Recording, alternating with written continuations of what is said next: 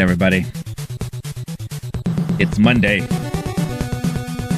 Why do I sound so deep? What's up with my voice? I don't know. Who knows anymore? It's been an interesting couple of weeks, but you know what? It's been an interesting weekend, so let's get it. What's up, everybody? Coming to you live from New York City. It's hot out, whatever. It's the morning afternoon live stream podcast. What's up, y'all? It's Monday. Let's get it going. What's up, everybody? It is Monday here. It is July 29th, the year of our Lord. And what a weekend. What a weekend. We're going to be talking about a lot of things here, but I'm so happy to be here live with all of you as always. RDC Starlord is in the house. Dang, that was better than Here's Johnny. I don't know about that, but I appreciate the comment and the sentiment. But Starlord, I hope you're doing well. I hope you had a great weekend. And I hope you're having an awesome Monday. As always, I am also live vertically. If you prefer that format, I provide options for all. You got here on the usual format on your horizontal stream, but also if you prefer to watch things in a more vertical, phone-friendly format, I am also live on YouTube Shorts. Happy to see everyone, as always, like I do every week, on board. Like I said, a lot to talk about. Obviously, the weekend belonged to Marvel, whether it was positive or negative. You got that massive performance of Deadpool and Wolverine. Not surprised, but I am very nicely surprised on how well it did. I knew it was going to do gangbusters, but I wasn't expecting it to be that good. But we'll talk about that with the weekend box office breakdown. Also, San Diego Comic-Con, Marvel. Did they own the show, or did they ruin it for everybody? We'll talk about that. I have to say, look, I've always known for a very long time the internet is filled with negativity, especially on social media, especially when you're on platforms like Twitter, X, Twix, however you want to call it.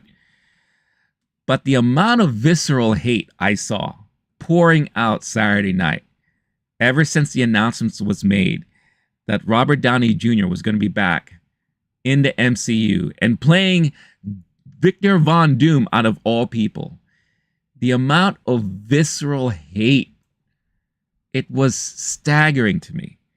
For every one possible positive comment, I saw at least 10 to 15 negative comments about it. And not just like, oh, this is a bad move, Marvel. No. It was like as if someone went to their backs and stabbed them 50 times. That's how bad it was. It was like someone went to their houses, took a giant dump on their beds. They pulled a Amber Heard. And it was amazing. On top of that, the more and more visceral hatred for Deadpool and Wolverine I saw online. It was just unbelievable. And I couldn't help but laugh at it. I'm like, what brings someone to so much hatred that they had to, post a tweet or a Twix about it? Not once, not twice, but I saw someone post 5 times in a matter of 2 hours their amount of hatred for RDJ being cast as Doom. Then to follow up the next day with a post saying that, I woke up this morning and I still can't believe my dreams have been shattered or my world has crumbled. Blah, blah, blah. Really? Is it that serious, guys? This is just a movie universe, y'all. And like I said, when I was talking about Deadpool and Wolverine on Friday, I said that movie did not solve anything with the multiverse. The multiverse was still active. So anything is possible. That movie proved it. And that only means that Marvel was going to do whatever it takes to entice you, intrigue you, cause confusion maybe for some, right? But yeah, it is interesting. I'm going to read you some of these posts, and just to show you how hateful people can get. I mean, this is no surprise to a lot of us, especially in any fandom. We've seen it with Star Wars. We've seen it, of course, with Marvel before. We've seen it with DC. We've seen it. All fandoms out there have these pockets of people that will spew so much hatred for something just because it's not what they wanted, or just because it's not what they were expecting. But it is amazing. So, we're definitely going to be talking about all the, San Diego Comic-Con news, especially from Marvel. Because Marvel was the big talk of the weekend. And to be honest with you, Marvel didn't even do much. They only made some small announcements that were not huge surprises, because a lot of speculation and rumors have been going around already. So I don't know if this is like the best kept secrets. Because again, if you're like me and you're constantly reading up on news and looking at all these things, RDJ was rumored to come back for some time now. We just didn't know to what capacity. There was a possibility that he could have been Doom. We don't know, right? But, the Russos coming back, that was already teased earlier last week, maybe the week before. So it was nice that they finally made it official. But other than that, Marvel didn't really have much to show. Nobody did. I was looking through all the announcements, and yeah, you had like little announcements here and there. We're getting a new Dexter prequel series. Michael C. Hall's coming back for that. So for those of you who are fans of Dexter, that's awesome. Other movies that are coming out this year had their little panels, but nothing like jaw-dropping or anything outstanding. I mean, if you're a Star Trek fan, they announced a lot of stuff this past weekend. A new show, a new movie. They gave you a tease of this other new series coming out. So if you're a fan of all that stuff, you had a lot of stuff to talk about this weekend. But obviously it was Marvel, Marvel, Marvel all throughout. So we'll talk about that as well. And of course, House of the Dragon, the latest episode dropped yesterday. And we're getting ready for some big things there. So again, a lot to talk about, but I'm happy as always to be here on a Monday. And I hope you are all happy as well. Just a quick note, there is a poll in the chat if you'd like to participate. Let us know in the chat, in the poll, is the casting of RDJ as Dr. Doom a good thing? Yes or no? Let us know all your thoughts in the comments and all that. So I'm definitely interested to hear all of your thoughts. Let's see. Star-Lord, I can't beat RDJ announcement of Dr. Doom though. Well, you did a very good job. Very like it. AKB is also in the house. Star-Lord saying, I'm not bothered by it, given that Michael Keaton played bad guys before, especially in Spider-Man. Came back as his iconic Batman like nothing happened. RDJ, Dr. Doom is pretty much the same thing. It won't hurt his iconic Iron Man. I totally agree. I do also have some additional thoughts that I will add to that. AKB, I thought the RDJ as Doom was the jaw dropper. The fan vids sounded like the SDCC fans were super happy at the reveal. Well, I'm going to read you some negative comments, which pretty much ruled the roost in my feeds all throughout the weekend, which I was pretty much very much surprised about. And these are not just like random fans. These are movie pundits. These are people who cover comic book movie news. These are critics. I mean, it's the gamut. It's crazy. Arnold, what's going on? Arnold is chiming in on the vertical stream. Always happy to see you here. I hope you had a great weekend. He is tired. He just came home from work. I hope you have a chance to relax now. Anoop, what's going on, Anoop? Marvel, Marvel, Marvel. But my opinion was that Dr. Doom is the best casting for Tony Stark. Right? Tony Stark is Iron Man. I am Iron Man. So it sounds like Anoop is very happy about that. So, look, I'm not saying that it was all negativity. But from the looks of it, it was definitely 50-50 from my feed. Like I said, for every one positive comment, I saw at least 5 to 10 negative comments. And like I said, there was this one person who went out of her way to show her displeasure of the announcement that they had. She had to keep tweeting about it. Just kept going and going and going. Just like, all right, once and enough, maybe twice. But man, the amount of hatred for this. Marvel ruined my life. Well, I'm sorry to hear it. I feel bad for you. Not really, but it ain't that serious. But for some, it is. I'm saying, yes, bro, probably won't stay long. No worries, man. Hey, gotta relax. Working, sometimes long shifts like you do is not easy. So I am just always happy for you to at least just come by and say hi. That's all it takes. Also, for everyone watching live, another thing that will make us happy, make Arnold happy, especially after a very long day of work, is to hit that like button. Hit the like button. It will bring a huge smile to his face, smile to everyone's faces here checking out the stream. And again, I'm very happy and excited to talk about all of this stuff that transpired through the weekend. Why don't we start that now? Let's start off with the weekend box office, because as I predicted several months ago, even going as far back as last year, I said Deadpool and Wolverine was going to be the #1 movie of this year. I know I've said this before over and over again, but I predicted Top Gun Maverick was going to be the big movie of that year. I predicted last year that Barbie was going to be the #1 top movie of the year. And I even said that Deadpool and Wolverine is going to be that movie for this year. To what extent, I was not ready to say. I could speculate. But let's think about this real quick. In 3 days, 3.5 if you count Thursday nights, right? Because that's always preview nights. Deadpool and Wolverine, on a worldwide scale, made more money than the last Marvel movie, which happened to be the Marvels, during its entire run. 3 days, 3.5. It's bonkers. It's crazy. It is now the 6th highest opening of any movie out there that's ever been released. What other records did it break? I don't know. It broke a lot. And we'll talk about all that. But before we do, let's go look at the numbers. And let's go look at how this thing performed overall.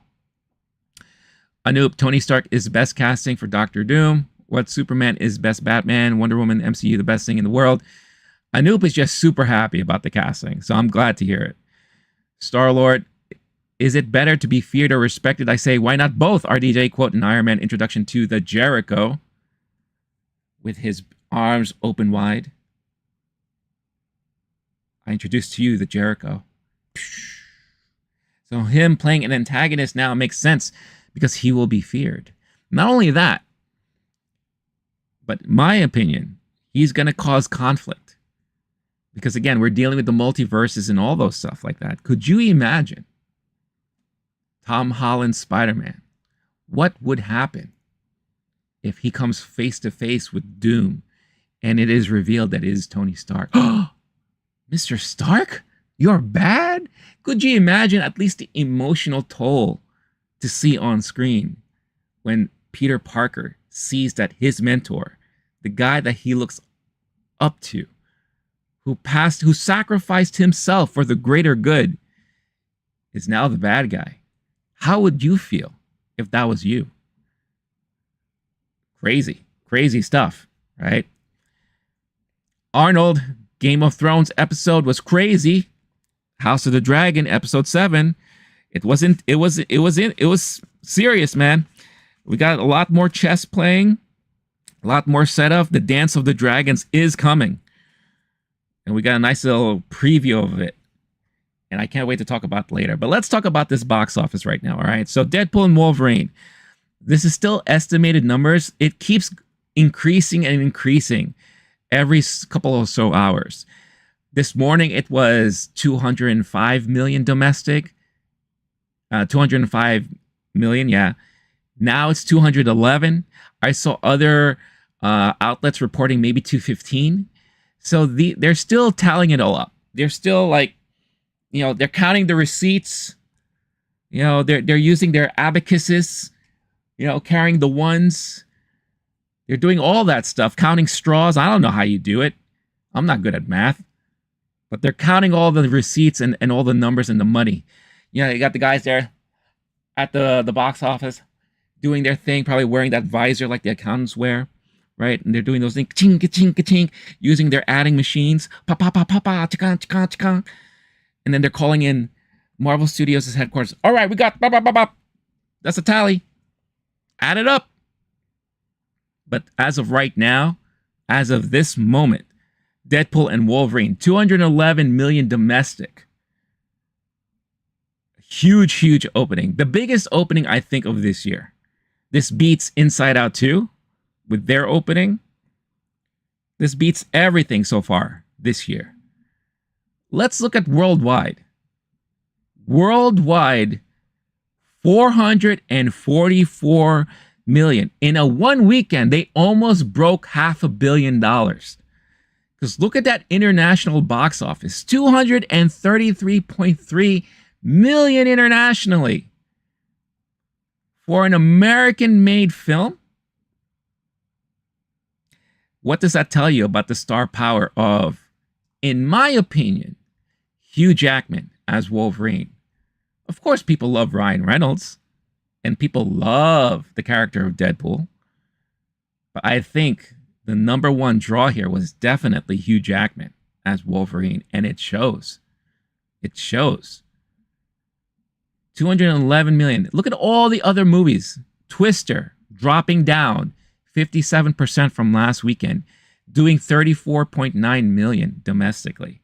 I made a joke on Friday saying it was only going to do 10 million.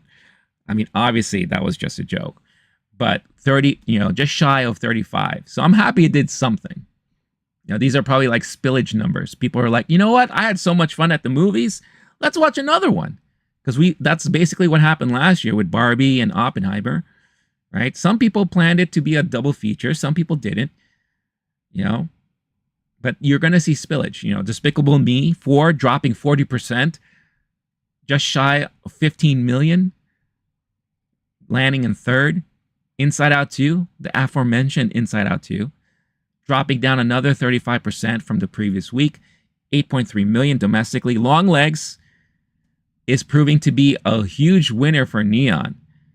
I believe this beats Parasite as their number one film of all time at the box office.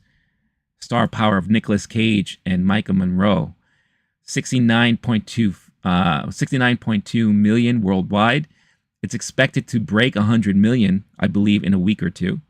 So happy for Long Legs there. Quiet Place Day 1 dropped to 6. 3.1 million domestic. Bad Boys Ride or Die, 1.3. Fabulous Four, so a new movie that not a lot of people heard about. But I believe it's a movie about the Temptations, I think, or something like that.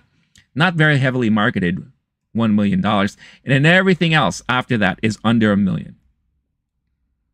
So, Twisters, let's look at their worldwide box office real quick. 220 million, almost 221. So I think for Twisters, for a movie like that a lot of people were not expecting to do as well as it did, I think that's respectable. I really do. I think those are good numbers. Does it deserve another follow-up? In my opinion, no. But it is definitely a nice reminder of what a great summer box office film is. This is one of those movies that you'll just have fun at the theater with, right? And I thought it was decent. I still think the original Twister is better. But Twisters, it had some stuff going for it. I was I'm really happy to see that it did this well. But let's talk more about Deadpool and Wolverine. I'm here at the Hollywood Reporter. Deadpool and Wolverine lands 6th biggest opening of all time, 211 million. Makes R-rated movie history. That's the number one key there. That's the one thing that people have to remember. This is an R-rated film.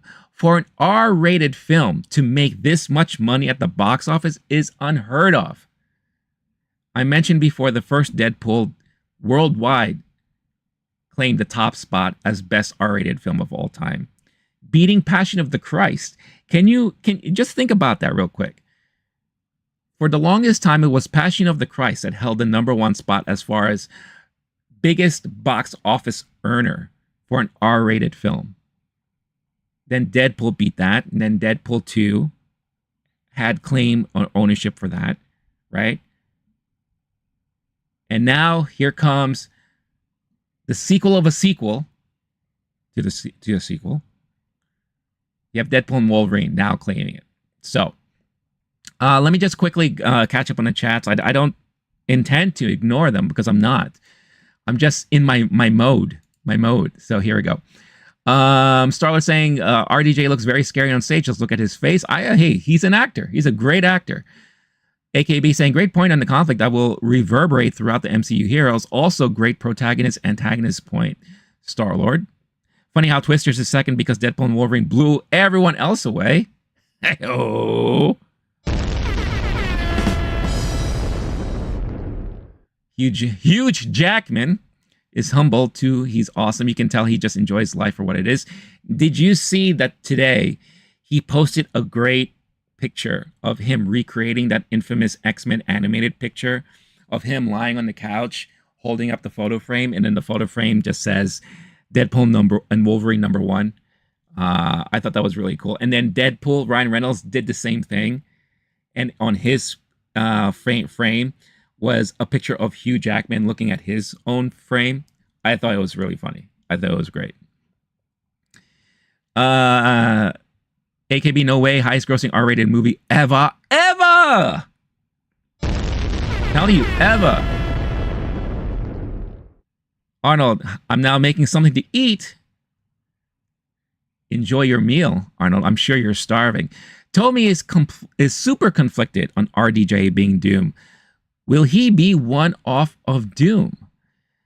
I mean, here's my speculation of it. And again, I'll talk more about it later on in the stream when I really break down the San Diego Comic-Con reveals. If you know Doom, and if you saw the presentation of Doom on stage, he is always known as having multiples, the Doombots, the clones, right? Now, also think about it this way. We still got the multiverse going on. So I think my speculation is that this is a variant, a Doom variant, right? I think we will get the true Doom revealed later on. This is just a tease. Remember, we don't know anything story-wise or plot-wise as to what the Russos are thinking for Doomsday, which is now the new title for Avengers 5. And that will lead into Secret Wars, right? I think between Doomsday and Secret Wars, we'll get the true reveal of who the real Doctor Doom is. You know, of course, don't forget, we also have the Fantastic Four in the mix. We'll have Galactus in the mix, all those things. And I think that's what's going to happen here. I think this is just a nice... Marvel needed something to draw attention from the fans, whether it be positive or negative.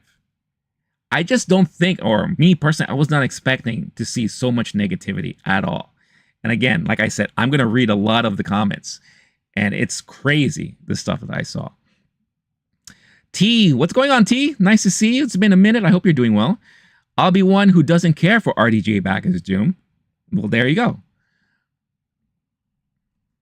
I just thought of the same thing would be a one-off, just a small worry. Kevin Davis, Marvel Studios focus going to be less movies and more TV shows on Disney+. I actually don't agree with that, Kevin. I think what we just saw from San Diego Comic-Con is I think they are really going to focus more on movies because they need this. Deadpool and Wolverine proved it. They need more like this. So I think with them taking a step back, yes, they already have things in the can. They already have things in the works. But I think what they're going to do is really they're going to put it, just getting the Russos back shows you how serious they are about focusing on movies, right? They need it. They need people to come back. They need people to watch their movies again because they haven't really been getting that, with the exception of maybe Guardians of the Galaxy, right? Which there's already like a strong fan base about that. But I think they're showing, with very little of what they announced at San Diego Comic-Con, that movies is their thing. Because they had all day on Saturday night to talk about Agatha, right? To talk about what other shows do they have coming up soon? Wonder Man, right? Daredevil. They had all the time. But what did they focus on? Movies. So I think we're going to see moving forward that that's going to be a main focus. Yeah, they're still going to do their Disney Plus shows. But I think we're going to see less and less of that in the next couple of years. T saying it's a rash decision. I don't disagree with that. Star-Lord, you got to be a risk taker in the business because you know damn well he ain't coming back as Iron Man. He ain't getting younger. See, now I think that's what a lot of people were kind of speculating for the longest time. I think a lot of people were speculating that RDJ was going to come back as Iron Man, maybe an alternate reality Iron Man, right? But I think this adds a nice twist to it all. You know, what if? Now, again, I've always been a huge fan of the What If comic book series. I love the What If animated show. What if Tony Stark was Doom? And I think we're going to get that. You know, and for me, it's intriguing. Do I like it? I'm kind of split. I'm kind of in between. But I don't hate it. I don't hate it at all. Not like some of these people. AKB, this was definitely the publicity shot in the arm that Marvel needed. Yeah, because look, including myself, everyone's talking about it. Everyone. Even people who probably don't even care about Marvel, they're talking about it. They're taking their shots, right? Kevin Davis, Marvel Studios has had success post-Endgame. That's debatable. Yes, Guardians of the Galaxy, I will agree that did well. I mean, every movie has done well, but I think success in the public eye is subjective. Maybe money-wise, they're still doing okay, but as far as the fans or casual fans liking the movies, that's definitely on the opposite side, you know? And I think now with Deadpool and Wolverine, you know, claiming the #1 spot, getting people excited again for Marvel, and this announcement that just happened, whether it's negative or positive, it's definitely having people talk about them again. And whether or not this translates into more success later on down the road, yet to be seen, right? But here we go. Let me just get back to this real quick. So, like I said, 211 million, sixth biggest opening of all time for any film, and by far the biggest launch for an R-rated film, according to final numbers. The original number, like I said before, was 205. The first Deadpool was the previous R-rated record holder at 133.7 million. The jump from 205 million to 211 is a big one and underscores how the movie is outpacing all modeling. You know, on Friday, I was saying that the original projections was that Deadpool and Wolverine were going to do like around 160, 170. And then even last minute, I saw some people saying 180. I said 200 plus. There's no doubt about it. After what I saw on Thursday night, after I saw people's reactions, after what I felt with the movie coming out of it, I said 200 plus has to happen. And I saw more and more people saying that and that and that as the weekend was going. You know, among additional records domestically, wait, hold on. Deadpool 3 also shattered records for an R-rated pick on a global scale, opening at 233.1 million internationally from 55 material markets for a worldwide start of 441.1 million, up from Sunday's estimate of 438.3 million. Among additional records domestically, the film is the top opening ever for Ryan Reynolds and Levy and co-lead Hugh Jackman. Huge Jackman at this point, and the fourth biggest superhero launch. It's also the top July opening, as well as the biggest launch since Spider-Man No Way Home in December of 2021, when the Sony Marvel pick opened to 260.1 million domestically. Globally, it's also the biggest opening since No Way Home, after passing up Avatar: The Way of the Water, which did 439 million on Sunday. And it pushed Marvel's MCU movies past the $30 billion mark in combined worldwide ticket sales, further solidifying it as the top grossing franchise in history. That includes movies distributed by Sony, Paramount, and Universal versus just Disney alone. Premium format screens contributed to 18% of the gross, led by 36.5 million in IMAX ticket sales, a July and R-rated record for the large format exhibitor. Look at that. See, and like I mentioned before, it was expected to open 160 million to 175 in North America, which obviously it beat hand over fist. So, again, a lot of speculation abound. Will this bring Marvel back into fruition? Time will tell. Time will tell. You know, there's a lot of factors involved. You know, the article also continues to say that China led all foreign markets with 24 million, which is a solid showing for a Hollywood film braving tough conditions at the China box office, which it's never recovered since the whole pandemic thing. And again, this is amazing because when you think of it, this is an American film doing extremely well in the China box office with no main Chinese actors or actresses in the film at all. So is this just saying that people and audiences are they're just excited for a new big movie internationally? Who knows? I don't know why I took this off. Let me go back to this article real quick.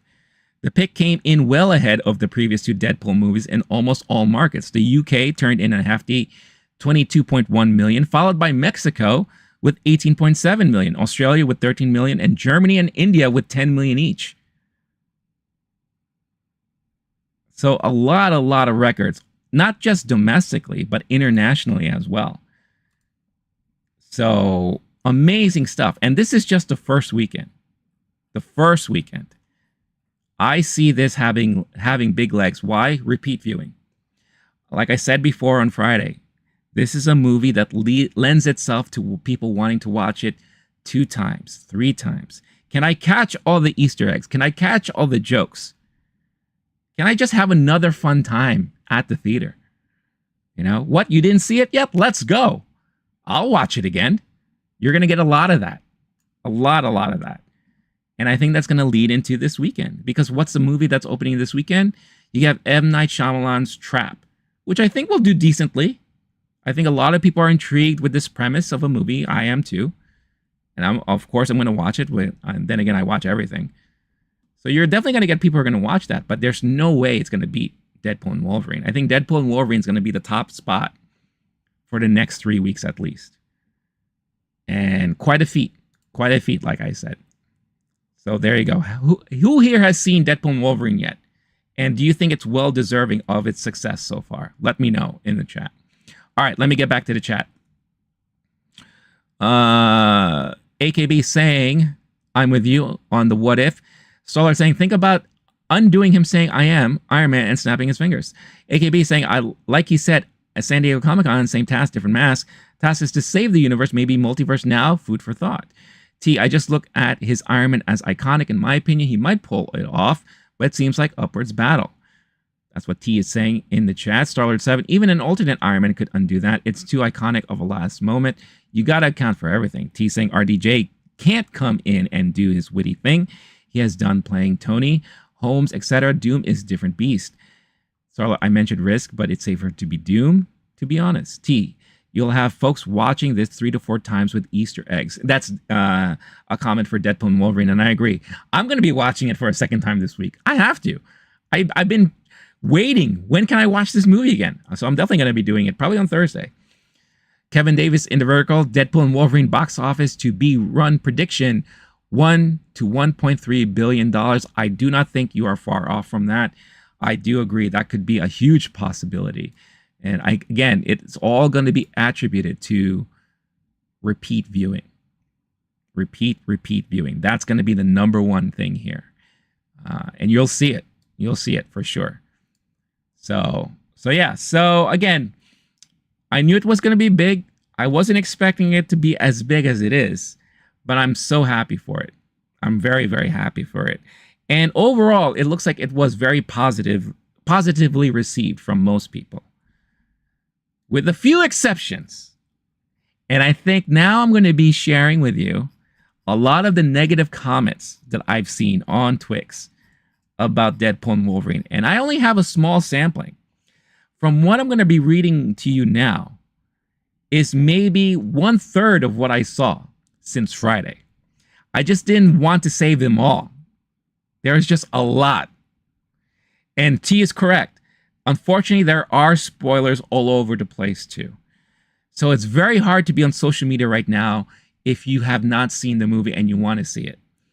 Because I'll be honest. They spoiled it at San Diego Comic-Con for everybody. For any outlet that was covering San Diego Comic-Con, for those of you who don't know, Marvel had 2 panels this year at San Diego Comic-Con. One dedicated just to Deadpool and Wolverine on Thursday, opening preview day for the movie. And then one on Saturday, which is the big one that everyone's talking about. But on Thursday night, they had a panel. They brought in Sean Levy, Ryan Reynolds, Hugh Jackman out there, telling everyone we're so thankful that you're all here, blah, blah. Hey, guess what? Everyone in attendance today, let's watch the movie. They screened the movie to everyone, and then what did they do at the end of the movie? Ladies and gentlemen, here's redacted, redacted, redacted, redacted, redacted. They brought on everyone who had a cameo in the movie. And if you were an entertainment outlet, what were you covering online? Guess who was on stage at the Marvel Deadpool and Wolverine panel? You couldn't escape it. You couldn't escape it. It's crazy. It's crazy.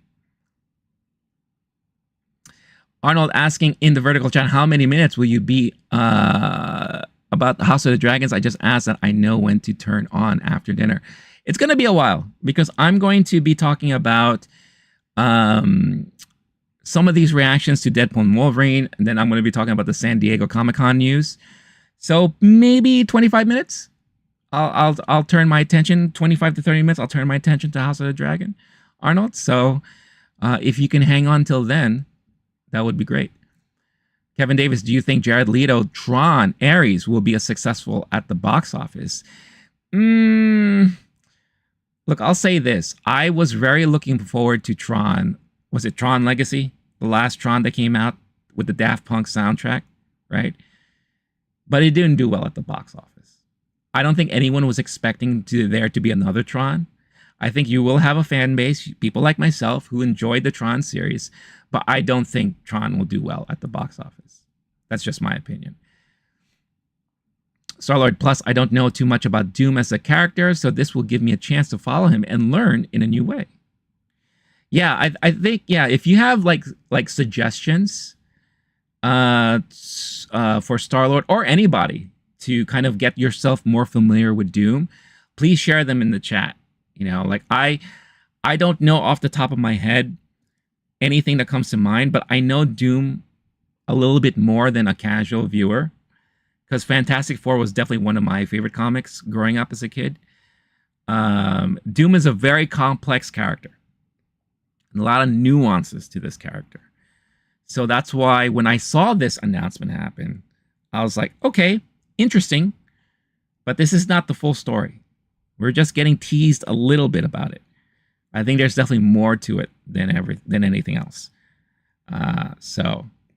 Also, there was a story plot line in one of the comics of Tony Stark becoming Doom at one point. So they could be borrowing some of that stuff. Who knows? But I guess we'll see when we learn more. Again, we don't know anything about these new movies coming out yet. But think of it this way. The Russos have given us some of the best Marvel movies that we've seen. Winter Soldier, Civil War, Infinity War, and Endgame. They took a break, and their reasoning for coming back is because they thought of something that is worthy to come back for. So maybe they have an interesting story that they want to tell. Something, that will be intriguing and fun. But we don't know what that is yet. Is it now the time to turn our backs on the Russos for making an announcement like this? Maybe, maybe not.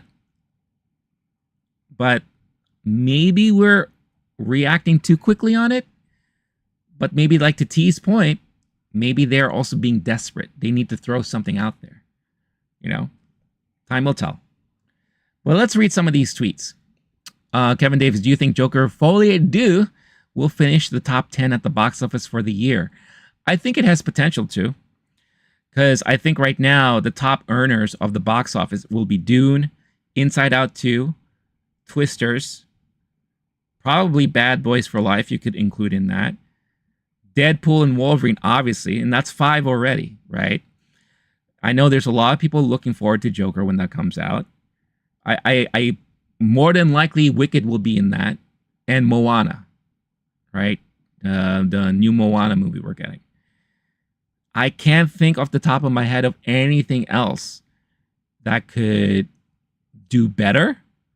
No one's going to do better than Deadpool and Wolverine. But for everything else, I can't think of anything else that will do better. Hey, this ain't good, fellas. We don't need to turn our backs on anyone. Well, you know what? Tell these guys, and I'm about to read these tweets on. So I'm going to share my screen here. All right. The first one, and maybe this won't look good on screen, so maybe this is a bad idea. But here, let me see. Let me just go back here. As you can see, I've been saving and bookmarking everything because I had to read some of this stuff. So if you can't see this on the vertical, I do apologize. Scorch, what's going on? Awesome to always see you here. I hope you had a great weekend, and I hope you're having a great Monday so far. Fantastic Four, Unthinkable. I love how the new name, too, is First Steps. That tells you something, too. You got to think about that. All right. Jeff Zhang. Jeff Zhang is a film critic. 27.1 thousand followers. Right? This is his reaction to Deadpool and Wolverine. Deadpool and Wolverine are fuck-ass fan fiction the movie. Aborted projects, Reddit posts, and the most annoying fan wish list tweets you can imagine all rolled into a glorified clip show slop. One of the most embarrassing things I've ever seen. No one deserves this. Wow. Wow. Next, Maxwell Swell Haddad. I think he's a writer. The reason why I follow him is because he follows me, but I don't always agree with his tweets. Here's what he had to say. Deadpool and Wolverine is utter garbage. A dramatically inert, idiotic, tonally messy, visually ugly exercise in unearned fan service and corporate masturbation. The action is interminable, and the jokes are deeply unfunny. Its attempts at meaning are laughable, excruciating. Again, what brings someone that has such visceral hatred for something to say something like this online? If you didn't like the movie, you didn't like the movie. But man, to go all in like that, that is freaking unbelievable. Next up here, Ashley Lynch, who is I guess she works in film as a post-production person. The weirdest part about Deadpool and Wolverine is how hard it tries to gaslight you into thinking you've got the warm fuzzies for 20th Century Fox's entire slate of Marvel movies, many of which have been thoroughly derided as some of the worst movies ever.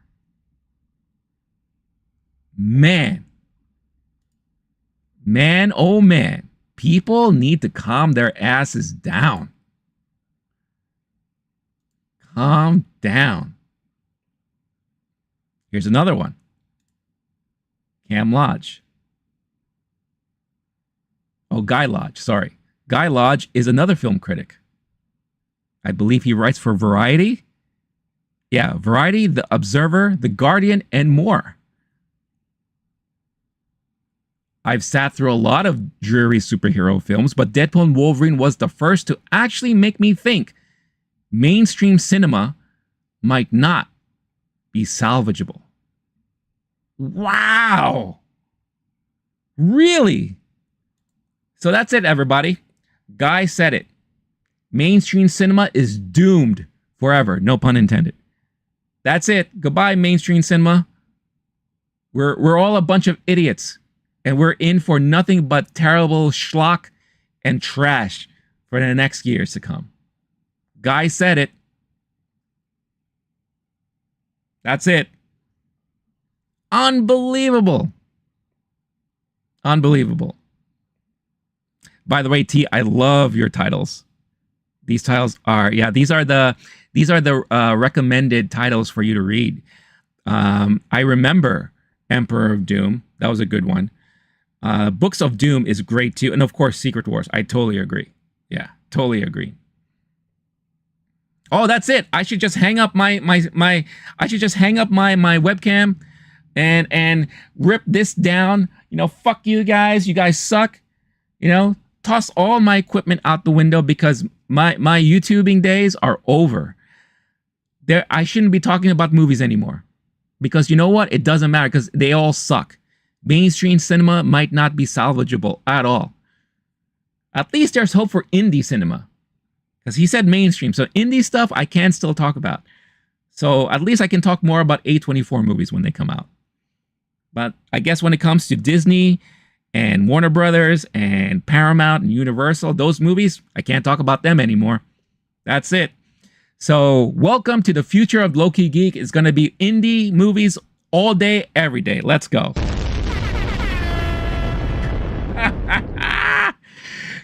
Kevin Davis and the Vertical Stream. I'm not shocked or surprised that Marvel Studios move on from Jonathan Major's character. Kang put the focus on Doom. I think what they did is that they repurposed the character. Doom, again, if you know the character, if you read the comics, he is known for, you know, having his own Doom bots, variations of himself. So the Council of Kangs could now be the Doom army, right? Now, I don't know if they had this as a backup all along or if this is something they just last minute thought of, but you could easily switch them out. And at the same time, you could easily just put Kang in the closet for a bit and wait till an opportune moment to bring him back. Because Kang is still a very interesting character and it should not be ignored. But I think for now, they're just like, all right, look, everyone's been clamoring for Doom. Right? Let's give him Doom. And it's a perfect time now. Like I said, you got the Fantastic Four movie coming out. Doom is a huge, huge part of Secret Wars. So it makes perfect sense to me, honestly. Quick reminder, everyone, don't forget, there is a poll in the chat. Let us know your thoughts and comments. Is it a smart move for RDJ to come back as Dr. Doom? Let us know your comments. And also, don't forget, hit that like button. We'd greatly appreciate it. All right. It's the end of the world. Starlet says, AKB mainstream cinema's over. Kiss your podcast goodbye. Sky is falling. Mr. Spawn Trap. What's going on, Mr. Spawn Trap? I think A24 is mainstream now. Not quite yet. There are some of their movies that do kind of fall into the mainstream, but they're not fully mainstream yet. I think give them a couple more years. I remember reading that they were looking into doing more like major budgeted blockbuster like films in the near future. So I think in time, yes. So I guess, yeah, in 2 years, I can't be talking about A24 anymore. So I might as well enjoy it while I can. T, if you want a redemption, Book of Doom, Infamous Iron Man is great. T, I totally agree. Starlight say, call Siskel and Ebert. It's time to go DEFCON 5 criticism. I think, Starlight, you also asked before, what does Stan Lee think of it all? I don't know. Is he rolling around in his grave? Oh, what are they doing? True believers, help me. Kevin Davis, do you think HBO House of the Dragon will ever break through and win Emmy Awards for Best Drama Series? I think so. I think the season's proving that it's really good stuff. Really, really good stuff. All right, here we go. One last tweet about Deadpool and Wolverine. This is William Bibbiani. Now, I've known this guy for a while. He's a film critic. He writes, he's been in the business for a long time. He was one of the older, I believe, no, I could be wrong, but I believe he used to be old school Ain't It Cool News from back in the day. I believe. Could be wrong. But here we go. Deadpool and Wolverine is the MCU's love letter to Fox's X-Men movies. And folks, if anyone sends you a love letter like this, you should probably break up. And then he links his review on the wrap of a superficially entertaining but deeply hollow film, as he calls it, for Deadpool and Wolverine. So how about that? I guess I'm an idiot for liking Deadpool and Wolverine. I guess I'm one of those brainless automatons, right, that don't understand cinema. You know, I guess everybody else who loves Deadpool and Wolverine, everyone who contributed to the $211 million domestic opening, we're all morons. But there you go. And I can only imagine, if I went on Rotten Tomatoes right now, what some of those comments would look like. But you know what? I'm not going to do it. Because I think just giving you that small sample, and like I said, this is just a third of what I've been seeing since Friday. It's amazing. It's amazing how a movie like this could destroy people's lives forever. Like I said, if you saw the movie over the weekend, let us know your thoughts in the comments. I would love to see them. T saying, I guess I'll just be brain dead. You know what, T? I am right there with you. I am right there with you.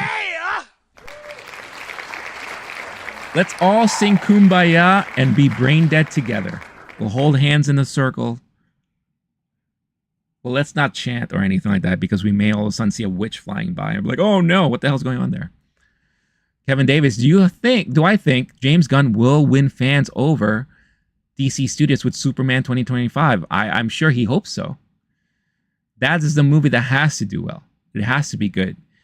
Because for DC to reboot, bring in James Gunn and Peter Safran to do all that stuff, they need Superman to be amazing. Do I think it will happen? I'll say this. I've loved everything James Gunn has done. From the Marvel stuff, to his own stuff, to his small stint in DC with Suicide Squad, to Peacemaker. I've loved everything that he's done. So I do have faith in James Gunn. And we will see what happens next year. I'm sure around this time next year, we're going to be talking more and more about it. So I think he has the potential to win fans over. But it all depends on how good Superman is, right? So we'll see. Sword saying, I have other worries. Oh no, his damn Xbox controller broke. That sucks. I'm so sorry to hear that, man. That's a pain. The other day, I noticed my Xbox controller was starting to get that drift on one of the sticks. I was like, oh man, it's not the end of the world, but it's annoying. So I feel you. I feel you. All right. Let's talk about this San Diego Comic-Con news. Because, like I said, a lot and very little was said, in my opinion. I was keeping up to date on a lot of stuff that was coming out of San Diego Comic-Con. And let's push Marvel out of the way for a bit. Okay? You didn't really have a lot of big reveals at all, really, if I'm to be completely honest with you. Yeah, you had your panels of like Alien Romulus that's coming out, right? There was a Lord of the Rings, Rings of Power panel, you know, which was pretty interesting. You know, you had Berserker with Todd McFarlane and Keanu Reeves hanging out together. You know, Todd McFarlane made an action figure of Berserker, and of course, there's still a promise of a Berserker movie or something coming out.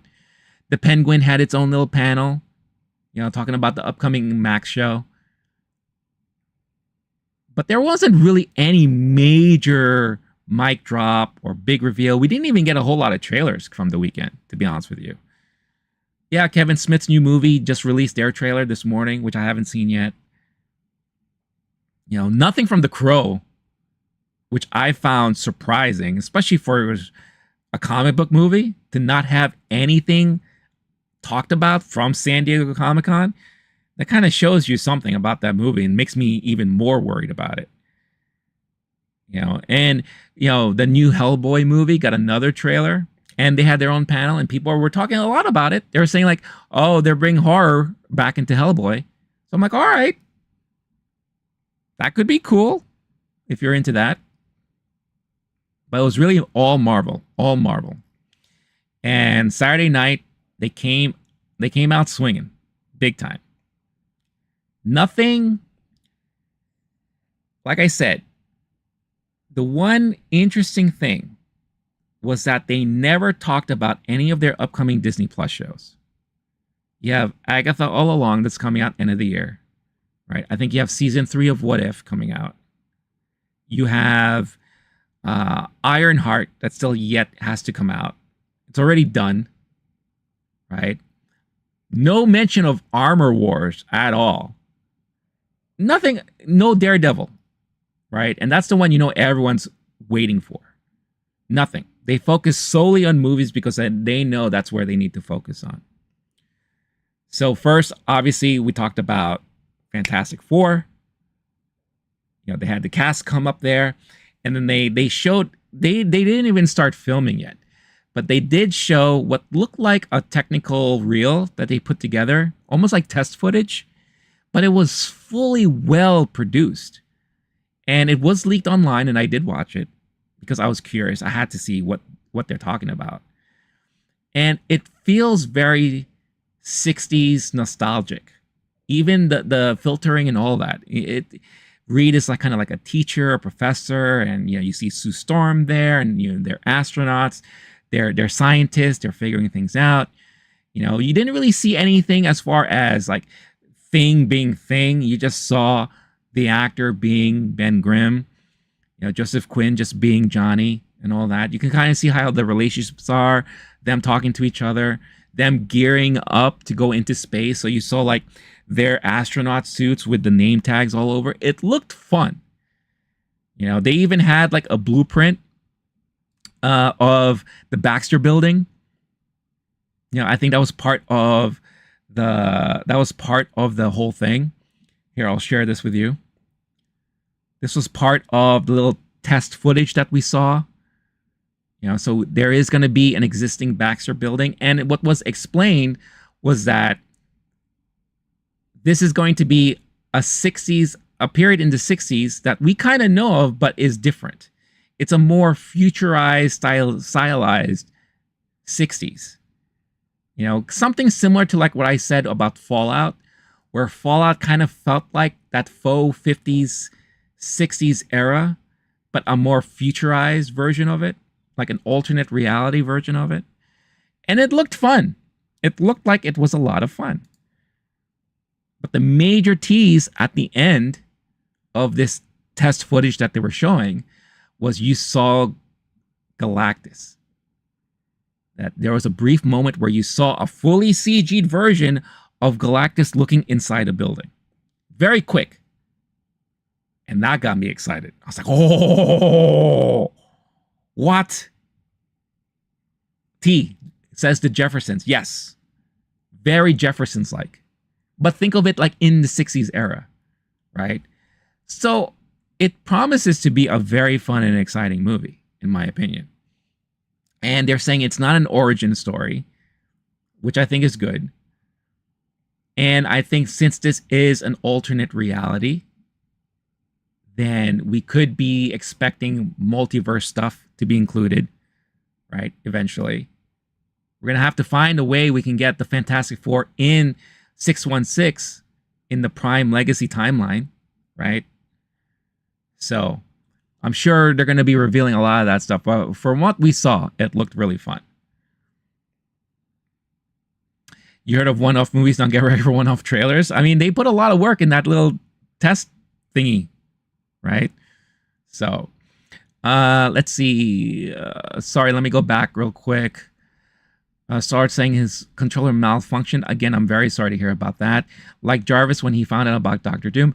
T. Gunn seems really close with writers of the DC title, so hopefully that's a good thing. I agree. He respects them too, and he respects their creativity. So I think that's going to be a good thing too. Nothing from The Crow or any more promotions for Beetlejuice. Yeah, we didn't. That's another surprising thing. There wasn't like a Beetlejuice panel at San Diego Comic-Con, so it was kind of a weird Comic-Con, to be honest with you. Lazy asses need to learn from Deadpool and Wolverine. I want to see the new Kevin Smith movie. Been waiting for it. Well, that's good to know. Kevin Davis, do I think Kevin Feige will ever step down from producing movies at Marvel Studios? Not anytime soon. I never thought his job was in jeopardy, but I think a lot of people were questioning how thinly he was stretched around. Speaking of Fantastic Four, pun intended, he was stretched too thin. So I think now he's taking a step back and reeling things back in. And I think he's going to be with Marvel for a long time because he's been with Marvel for a long time. You know, he was back with Marvel back, you know, when they were still doing the Blade movies, the X-Men movies, you know, so he's been part of this family for a while. I don't think he's going to go away anytime soon. And Kevin also said Blade is not coming out in 2025. I don't know when that's going to happen. Oh my God, what's going on here? T gifting 5 memberships. Thank you so much, T. I'm gonna come. So happy to see it. Look at that. Tiny Gucci, aggressively relaxing, Geek Ledger, Scotch Geek Guy, and Anthony Lyons all got gift memberships. If you are watching here live, please make sure that you thank T for the gifted memberships. Thank you so much, T. You're amazing. Really, really happy for that. You don't understand how much that means to me. Thank you so much, T. Really greatly appreciate it. Arnold asking, will we see Silver Surfer? I don't. Well, we're supposed to be getting a version of Silver Surfer in Fantastic Four. It's a female version. She goes by a different name. I forgot. She's supposed to be the love interest of Silver Surfer. So I think we're going to get her, but the main Silver Surfer, I think personally, is still going to be around. So I think we'll see the main Silver Surfer probably later on, if I were to speculate and guess. T, thank you again. Awesome with the gifted subs. Really greatly appreciate it. Big time. So they talked about Fantastic Four. Oh, by the way, I just came across another. This is when I love the internet. So for those of you who are familiar with the Deadpool and Wolverine, well, Deadpool comic books, I should say. You had Rob Liefeld, who of course created the character and did a lot of stuff with Deadpool. But you had famous comic book writer, Fabian Nicieza, I believe that's how you pronounce his name, who is one of the longest running writers of Deadpool. And he also helped co-create Deadpool with Rob Liefeld. So there was a post, and I'm going to share this with you real quick. This guy named Jared, who I don't know who this guy is. All right. Looks like a random dude online. And he posted about Deadpool and Wolverine. They took your story, something that means so much to people like me, and turned it into something trivial. In which Fabian responded, they didn't. Eat that, you fuck. Sorry. I just had to get that out of the way.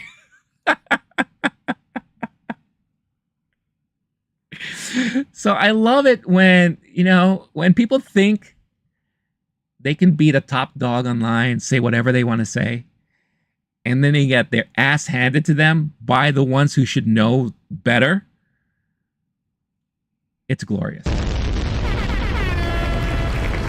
It is truly glorious. And those are the moments where I love the internet for stuff like that. Arnold, I love the comics. Deadpool kills the Avengers. Oh, Deadpool has done everything. That's why I said on Friday, Deadpool is one of those figures in the comic books that is like a disruptor. He loves to just show up and disrupt things. That's right. Why don't... There you go, AKB. Exactly. But he likes to disrupt things. Why? Because he's like an agent of chaos. He loves, and plus it's all about him, right? So I love how he just shows up from time to time. Just doing what Deadpool does. And that's why I do think that we may not get another Deadpool movie anytime soon. Maybe eventually down the line we will. But if anything, we will see Deadpool show up randomly. We don't know when, but I think it's going to be a lot of fun knowing that he is in the MCU, right? Because anything can happen. And he breaks the fourth wall a lot better, in my opinion, than She-Hulk does. And they're talking about a season 2 of She-Hulk. So what if, let's think about this real quick. What if they come up with a She-Hulk season 2 and Deadpool disrupts that show? Could you imagine how funny that would be? I think that would be brilliant. Iker in the vertical chat wants me to speak Spanish. Doesn't know how to spell Spanish, but wants me to speak it anyway. So, hola, ¿cómo está? ¿Dónde está la biblioteca? That means thank you for watching and thank you for your comment.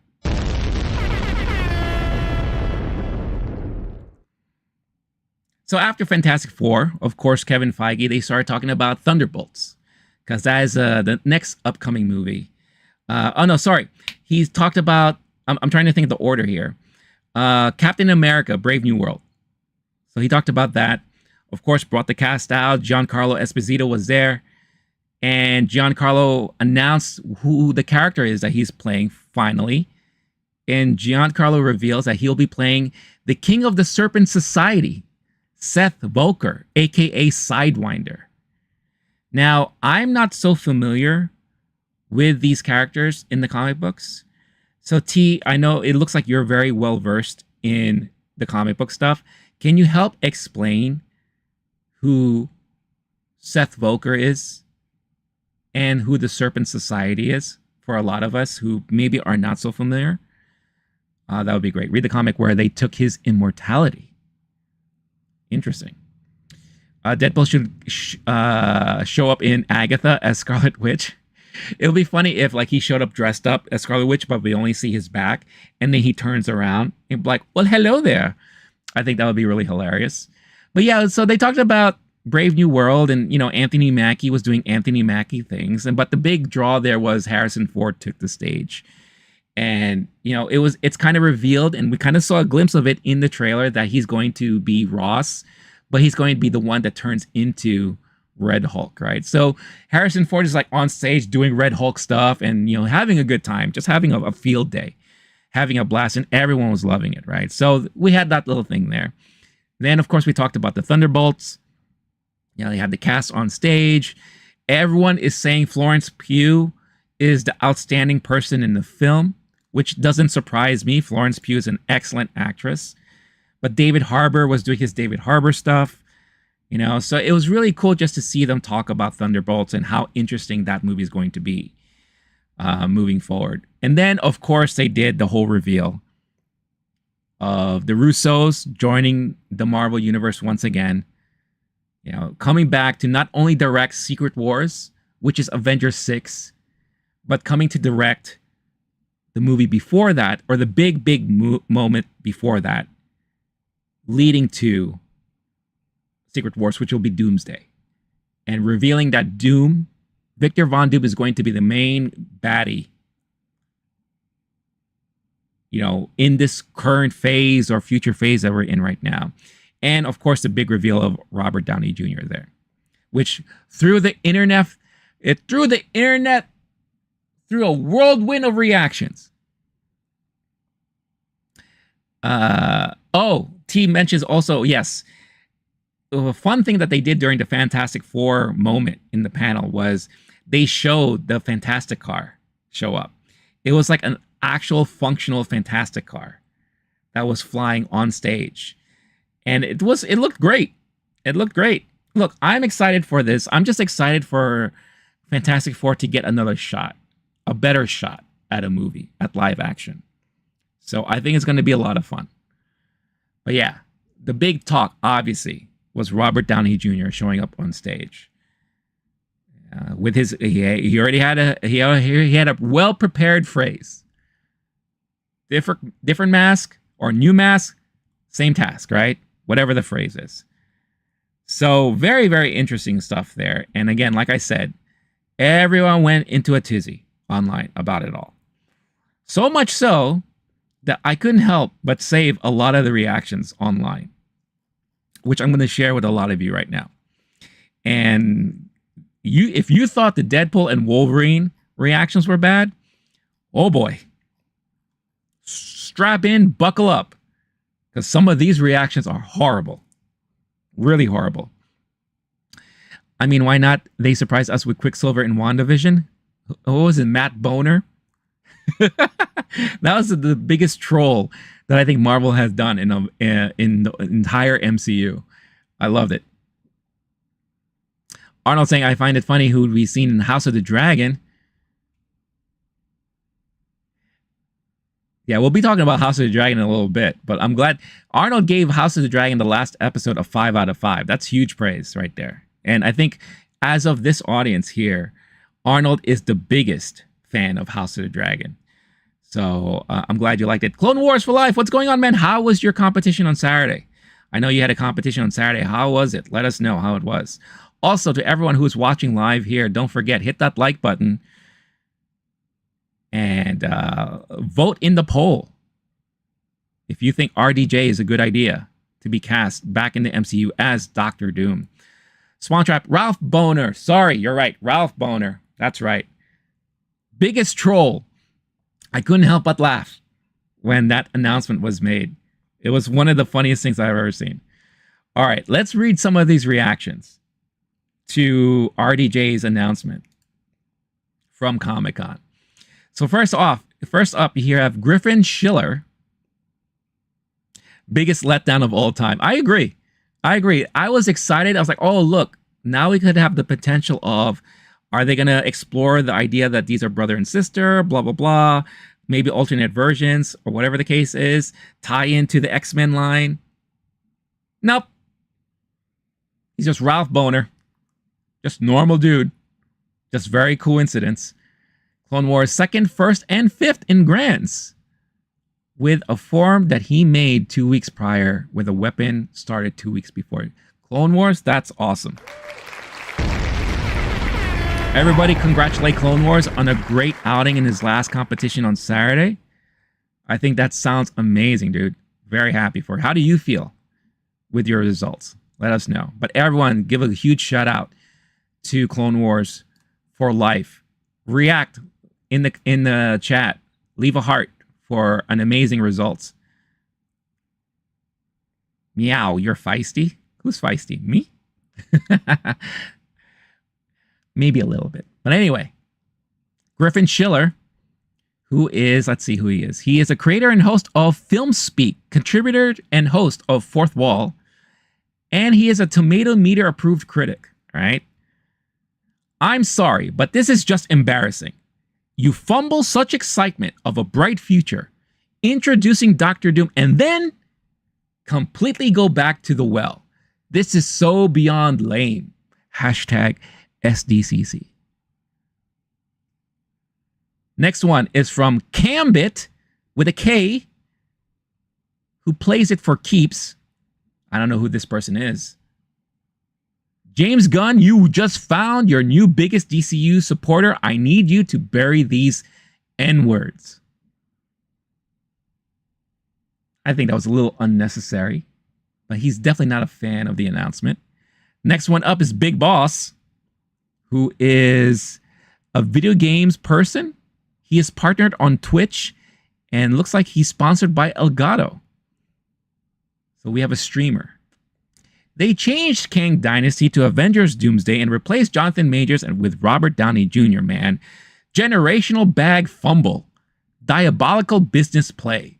What an idiot. With a name like Big Boss, he knows exactly what he's talking about, right? He should know. Next one up is Matt Neglia. I believe he's another film critic. He's an owner and editor-in-chief of the Entertainment Awards website Next Best Picture and host of NB Podcasts and a Critics' Choice member. Plus, he's a Gold Derby expert. Gold Derby is this site that they do projections and predictions of Oscar winners and nominations.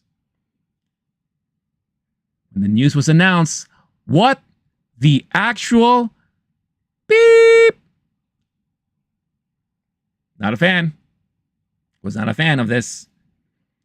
Now, here's something that I thought that was really interesting. This lady, or man, it's a lady, Derek Cottingham. She's an award-winning journalist, Black Southerner living in LA, right? Looks like they're doing the Anthony Stark Earth 11029 Doctor Doom variant adaptation. That'll be interesting. The thing about comic books is there's so much lore to pull from. Which I agree. It's very true.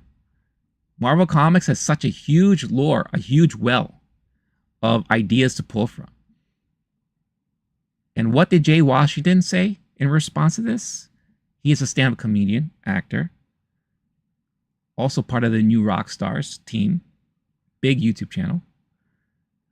But it's about so many of y'all internet faves talking it don't make any sense. They shouldn't do this, but at the same time wanting Marvel to stick to the source material just cause your choice and get picked. Don't make it the wrong one.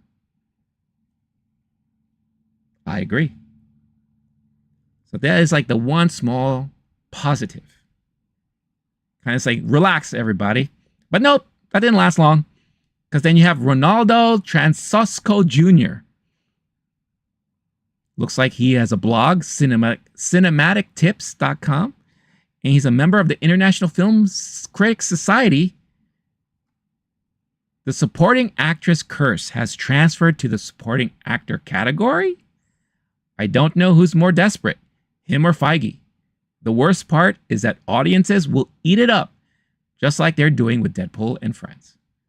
So he's putting a big kind of blame, or he's throwing shade at RDJ himself for agreeing to come back.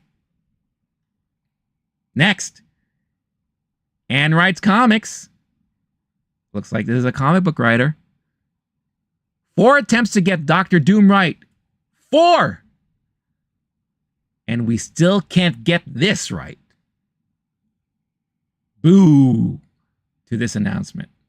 Whitney Seibold, film critic. I've known this guy for a very long time. Christ! They're so fucking desperate. Griffin Schiller could not shut up. He had to post another one. A follow-up to his previous tweet. LOL. And I thought Hugh coming back for Deadpool and Wolverine was bad. Holy hell, this reeks of desperation. Why would you completely blow your legacy currency on this? And as your first Doctor Doom in the MCU? Come on, man. I knew y'all were desperate, but not this desperate. Look, I agree to a certain point. Yes, Marvel is desperate. And this could be just like a quick thing. You know. But we don't know yet what's going to happen. But that doesn't stop this train from going. And here is my favorite person. Maggie Lovett of Collider. Now, I'm not going to say anything bad about her. But she posted about this 5 or 6 times all weekend. She could not stop herself. Basically, in this one, she said, please don't try to explain to me why this is good, cool, exciting, or okay. I'm so tired of the MCU blatantly erasing characters of Jewish and Romani descent.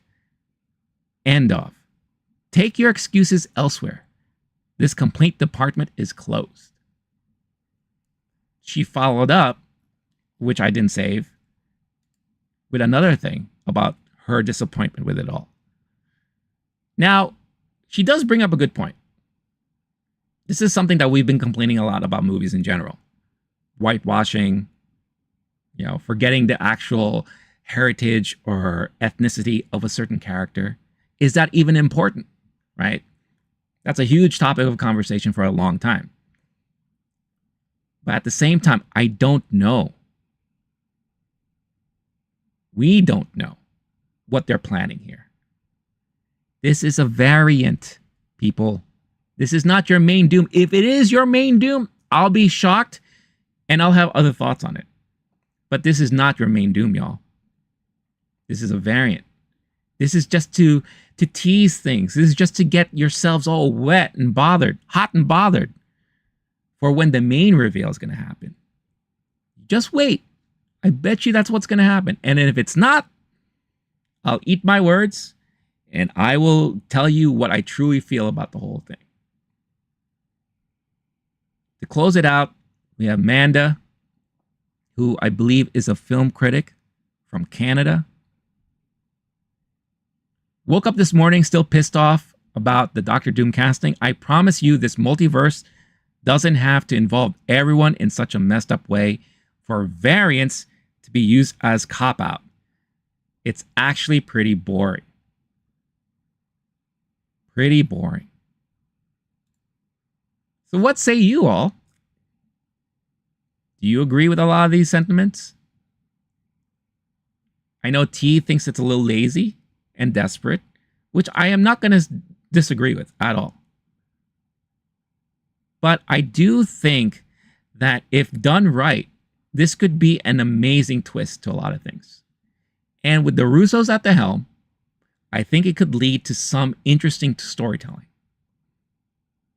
And like I said, if it does turn out that this is your main Doom, the end-all, be-all of all Doom, then I think I may slowly agree with everybody else. But we just don't know yet. We still have several years to go on this stuff. We'll see what happens. But a major kind of backlash out of all this. You win a lot of people's hopes, at least in the public eye, with Deadpool and Wolverine. And then now you have this. And now the fandom is split. Or maybe this is just a handful of people that happen to come across my feed on the weekend and they don't talk majority. I don't know. It's hard to say at this point. But what do they always say? The most negative voices are the loudest ones. We'll see. We'll see what happens. I, for one, don't see this as a negative or 100% positive. It's interesting. It's intriguing. It gives me at least pause and think they're actually trying to work on something here. And it could be interesting. Getting the Russos back, I do feel like that's a little bit of a desperate move. T says cash grab, could be. I think a lot of people would say that Deadpool and Wolverine is a cash grab too, in a way, with all the stuff that they threw in there.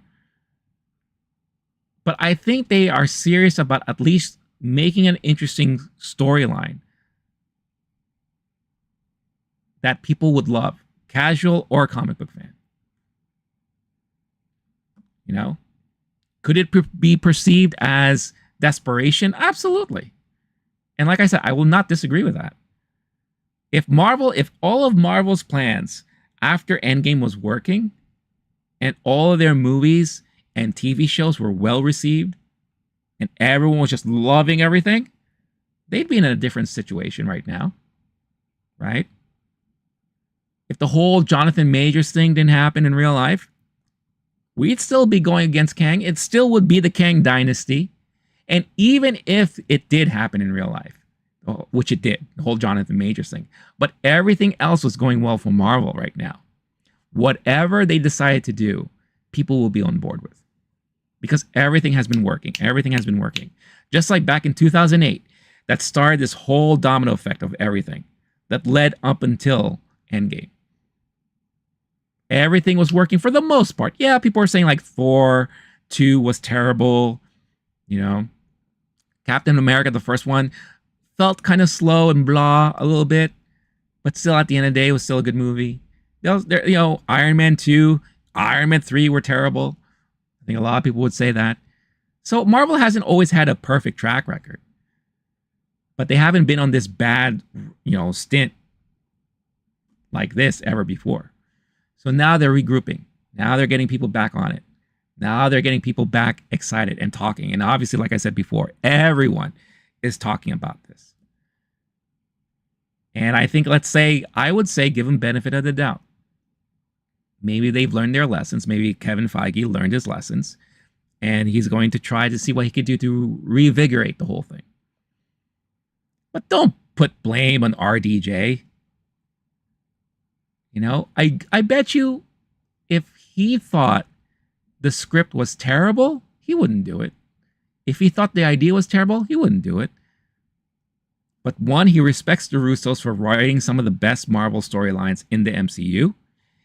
And on top of that, he probably really liked what he saw. He's like, you know what? I'm down for this. Let's make this happen. But let's see. We have yet to be seen what's going to happen. RDJ's legendary, Star-Lord says, Hail Hydra. All the Hail Hydras. Hail Hydra, says the criticisms. Also, T said earlier before, and I'm just catching up a lot right now, Serpent Society is basically like mercenaries, hired by other groups like Hydra, went through different members. So there you go. Legacy, that's not how it works, Star-Lord says. Star-Lord says, RDJ is legendary, big difference. Big talk in comic community, T saying. Mr. Spawntrap, variant makes perfect sense. Kill him after Secret Wars, reboot the MCU, boom. Your new Doom actor is in play. I don't disagree with that. I have a feeling that that could be the possibility here. Look, it's fine. Say what you want, but you got to take what they give you and make something of it. It's a matter of perspective. It's a job. It's always a cash grab. They ain't doing this shit for free. They're already rich. RDJ is desperate is what they're saying. Make that make sense. T saying, if RDJ is back, give us Evans back as Cap. Chris Evans, sorry, back as Cap. That is not out of the question. We don't know if that's going to happen or not. That could be a possibility. Like I said, Deadpool and Wolverine did not close the doors on the multiverse, as a lot of people were speculating it might. At this point, it proved, if anything is possible. So could that still happen? Maybe. They asked Chris Evans that recently. Does he think his Steve Rogers will ever come back? And he says probably not. So we'll see. Star-Lord saying RDJ is a Marvel fan, a true believer, and why would he want to sit on the sidelines watching others do roles? Again, he's not getting younger. I think to a certain extent, yes, but I think also if he didn't think it was a good idea, he wouldn't do it. Clone Wars, sorry I missed your chats before. He has another tournament coming up on Friday and Saturday of this week. Well, Clone Wars, you know, as always, I wish you luck on those things. I hope they do well. Arnold saying, I found his sentence nice. I have a new mask from now on. Arnold, I'm not really excited. I think it's going to be a failure as far as the new RDJ announcement. Clone Wars for Life says, Hail Hydra! Yeah! T says, also, just look at Doom's eyes in the mask in comics. How menacing they are. Cillian Murphy was my pick. Ooh, that would have been a good one. That definitely would have been. I mean, there was a lot of names being thrown back and forth. There was speculation that Giancarlo Esposito could have been one. There was talks of Henry Cavill maybe being one, being Doom. You know, RDJ was a rumor and speculation that a lot of people didn't take seriously, but that could have been. But obviously, that was the one that won out. You know, so there's a lot. You know, I think there were a lot of people speculating many different things. You know, but at the end of the day, this is what we got. And again, I will say this. This is not your main Doom. This is a variant. It's here to cause, I guess, in a way, disruption, right? Conflict. Once you see a Tom Holland seeing his mentor as a bad guy, how would he react? Right? How would everyone else react? Tony was the one who saved the universe. And now you're seeing a version of Tony who maybe wants to do the opposite. Who knows? But I think that's going to cause great conflict there. That could lead to whatever events are going to happen in Secret Wars. So, Arnold, we'll talk about House of the Dragon in about 10 minutes. I know you've been waiting for that, so I thank you for waiting. T saying, I also believe they are going to do Winter Soldier dirty in Thunderbolts. Have a feeling. That could happen. That could happen. Thunderbolts, I think, out of everything that they talked about, I think Thunderbolts is to me, still one of those questionable what's going to happen in this movie. You know, because if this is what they're saying to be like the Marvel Suicide Squad, A lot of bad could happen, you know, and maybe we could be saying goodbye to a lot of people that we kind of root for. You know, Bucky is a fan favorite. Could we be seeing Bucky, you know, like T says, be treated badly? Who knows? You know, it's going to be a very interesting to see overall. All right, let's quickly look at the poll. On the vertical poll, again, is it a good idea having Robert Downey Jr. back as Doctor Doom? Out of 19 votes, 74% says yes. 26% says no. So it looks like a lot of people are on board with this. Over in the horizontal, you have out of 6 votes, 67% says yes. 33% says no. So there you go. I think a lot of people, for the most part, think this is a good idea. Henry Cavill for Hyperion? Oh, that could be interesting. I guess that's a good question, too. Would we ever see Henry Cavill in the MCU? Well, pause. And that's all I'm going to say. But proper MCU. I don't want to... Maybe it's too late. Maybe I already spoiled it. But you know what I'm saying. All I'm saying is I don't want to... just want to ask because I can't stay awake that long because lately I've been around. No worries, Arnold. I get it. I want to also make sure that I cover everything that everyone wants to talk about. So I don't feel like you are pushing me or anything like that. I just want to give proper time to the topics of conversation. You know. Winter Soldier should have been Cap. That would have been interesting. That would have been interesting. Before we get into the House of the Dragon topic of conversation, did anything else stand out to anybody here during San Diego Comic-Con?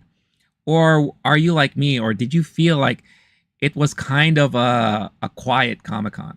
Wasn't really anything spectacular like in previous years, especially since there was like no major DC Studios presentation. Yeah, they did unveil their new DC Studios logo, which is a throwback to the classic DC Comics logo, which is cool. But no major talk about any of that stuff. They definitely talked a lot about the comic side of things. But I'm curious if anyone had any like other takeaways from the Comic-Con. Arnold likes my shirt. Thank you. One of my favorite Jim Lee covers of X-Men. I mean, in my opinion, no one draws the X-Men better than Jim Lee. Also, again, reminder to everyone watching on the live streams, don't forget, hit that like button. Arnold in the vertical stream had a long day. He's exhausted. But every like the stream gets, he gets more and more energetic, more and more awake. He bulks up like the Hulk. Or maybe in this case, like the Red Hulk. How interesting would it be when we see Harrison Ford transform into the Red Hulk for the first time? I think that's going to be fantastic. I also do love, I will say this too. I love the fact that Harrison Ford said it was tough shoes to fill in the role of Ross. You know, kind of like paying tribute to who? Oh God, why can't I think of his name? Someone help me out in the chat. Who's that? Oh, William Hurt. Yeah, he he gave a little tribute to William Hurt during the presentation. So I thought that was very well played, very classy. But it's Harrison Ford. Do you expect any less, right? So I was saying Orgasmo. God, I haven't seen that movie in a very long time. That's really funny. Everyone's like anabolic steroids to me. Arnold. Wally West, Absolute Flash by Jeff Lemire. I'm hyped. Was that one of the things that they announced at the DC Comics panel?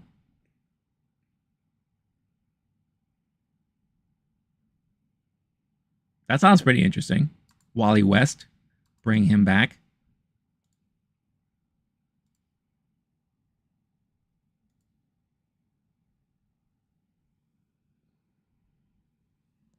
Okay, real quick. I just want to make sure. Let's see here. Is the world blowing up around us? No, it's not. Good. Good.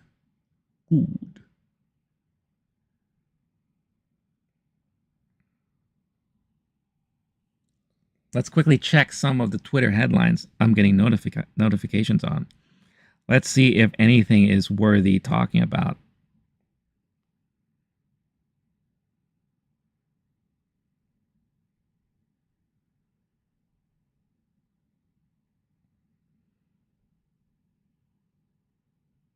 Doesn't look like anything big. All right. That's good. Nothing too crazy, too out of the ordinary. All right. Who's ready to talk about House of the Dragon here? I know Arnold is, right? Let's go.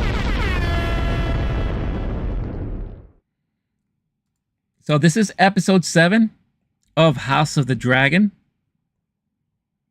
We got one more episode left in this season. And what we got here in this episode was exciting. It was very exciting. I give this episode a 4 out of 5 stars. It's extremely exciting. It's a little bit of chess playing plus setup, right?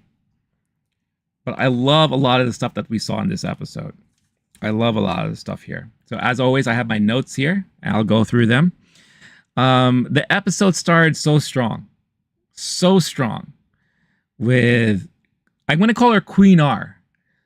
Queen R confronting Adam, who we already know that Sea Smoke chose Adam as their dragon rider, right? And at this point, you didn't know what was going to happen. Are we going to be watching a major fight in front of us? Is this going to be like a big battle? But it was quite the opposite. Immediately, Adam pledged his allegiance to her. All he wants is just to learn the ways of a dragon rider. And he reiterated multiple times that it was Sea Smoke that chose him. He had nothing to do with it. And that threw Queen R for a loop. You know, she's just like, wow, I guess my plan could work. Because she was distraught and disappointed about what had transpired last episode. You know, when it all failed and poor guy got burnt to a crisp, right? Star-Lord's going to go buy a new controller. Star-Lord, good luck. If you look, I think if you look on Amazon, there may be a sale for Xbox controllers. I think you can get one for $40. I could be wrong, but if anyone else has insight on a cheap controller, Xbox controller for Star-Lord, let him know in the chat. RDJ Tropic Thunder Blade. That's funny. T also is a fan of House of the Dragon. Arnold, like in the books, this episode was amazing. So there you go. So the one, before we moved on from that opening moment, it was very curious and interesting that Adam did not mention that his father was Corlys. He's still keeping that very secret. So it was very, very interesting that he's holding that still very close to his vest there. And who knows if it will ever come out. I'm sure eventually it will be. I also love his name is Adam of Hull. Again, a lot of the names, are derived of where they're from. So of hull means he was probably born on a ship, the hull of a ship, right? So I do love that. That's just something that I wrote down. I was like, oh, I love how that is. And like I said, at the end of that exchange, she was extremely pleased that this is something that is a possibility. There's hope. You saw hope in her face, which was great. Alicent, I just feel terrible for her right now.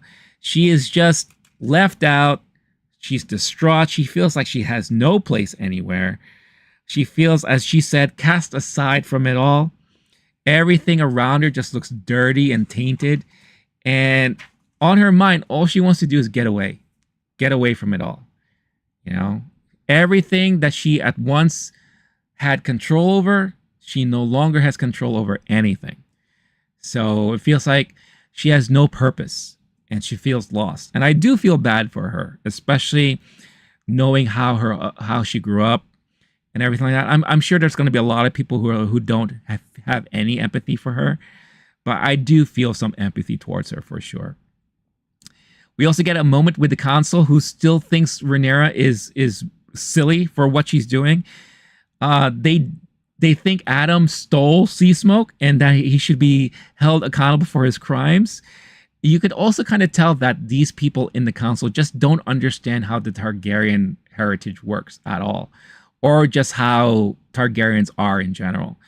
So it proves to me more and more that the council that Queen R has may not be the best council for her. The only one person that I would truly trust is Corlys at this point, and I feel like everyone else, I don't know if we'll see it eventually happen, but I think there needs to be kind of a change in her council. I love the conversation that she has with Massaria about, she used to run brothels and pleasure places and all that. And there could be so many bloodlines of Targaryen people hanging out everywhere around King's Landing that what we just saw happen with Adam could potentially happen to anybody. So what does this mean? It's time to now do a search of the bastards, right? So, and, Queen R should learn to embrace this possibility out there. It's no longer a thinking of legacy of such tight bloodlines and lineage. There's a lot of people out there who are results of the frugality of the Targaryen men and maybe women, right? And now it's time to build up an army of bastards. And then when that was mentioned, I was just like, oh, let's go. I love the little confrontation that Corlys has with Adam, kind of like a proud father looking at his son, not really being so emotional or endearing, but you have that one moment where he's like, well done. And you could see Adam, who is someone that has been striving and looking for acceptance and acknowledgement. In this one moment, he feels proud. He's like, I did something. And now my own father finally has some sort of respect and attention towards me. While on the opposite side, you have Alan, who is extremely happy doing what he's doing. He's minding the ships. He's minding the fleet. People has his respects. And he doesn't mind doing that. So, he now learned that his brother has Sea Smoke, and good for him. He will have his part in this world, and I have mine. And Corlys seems to be like, okay, that's how you guys think. Fair enough.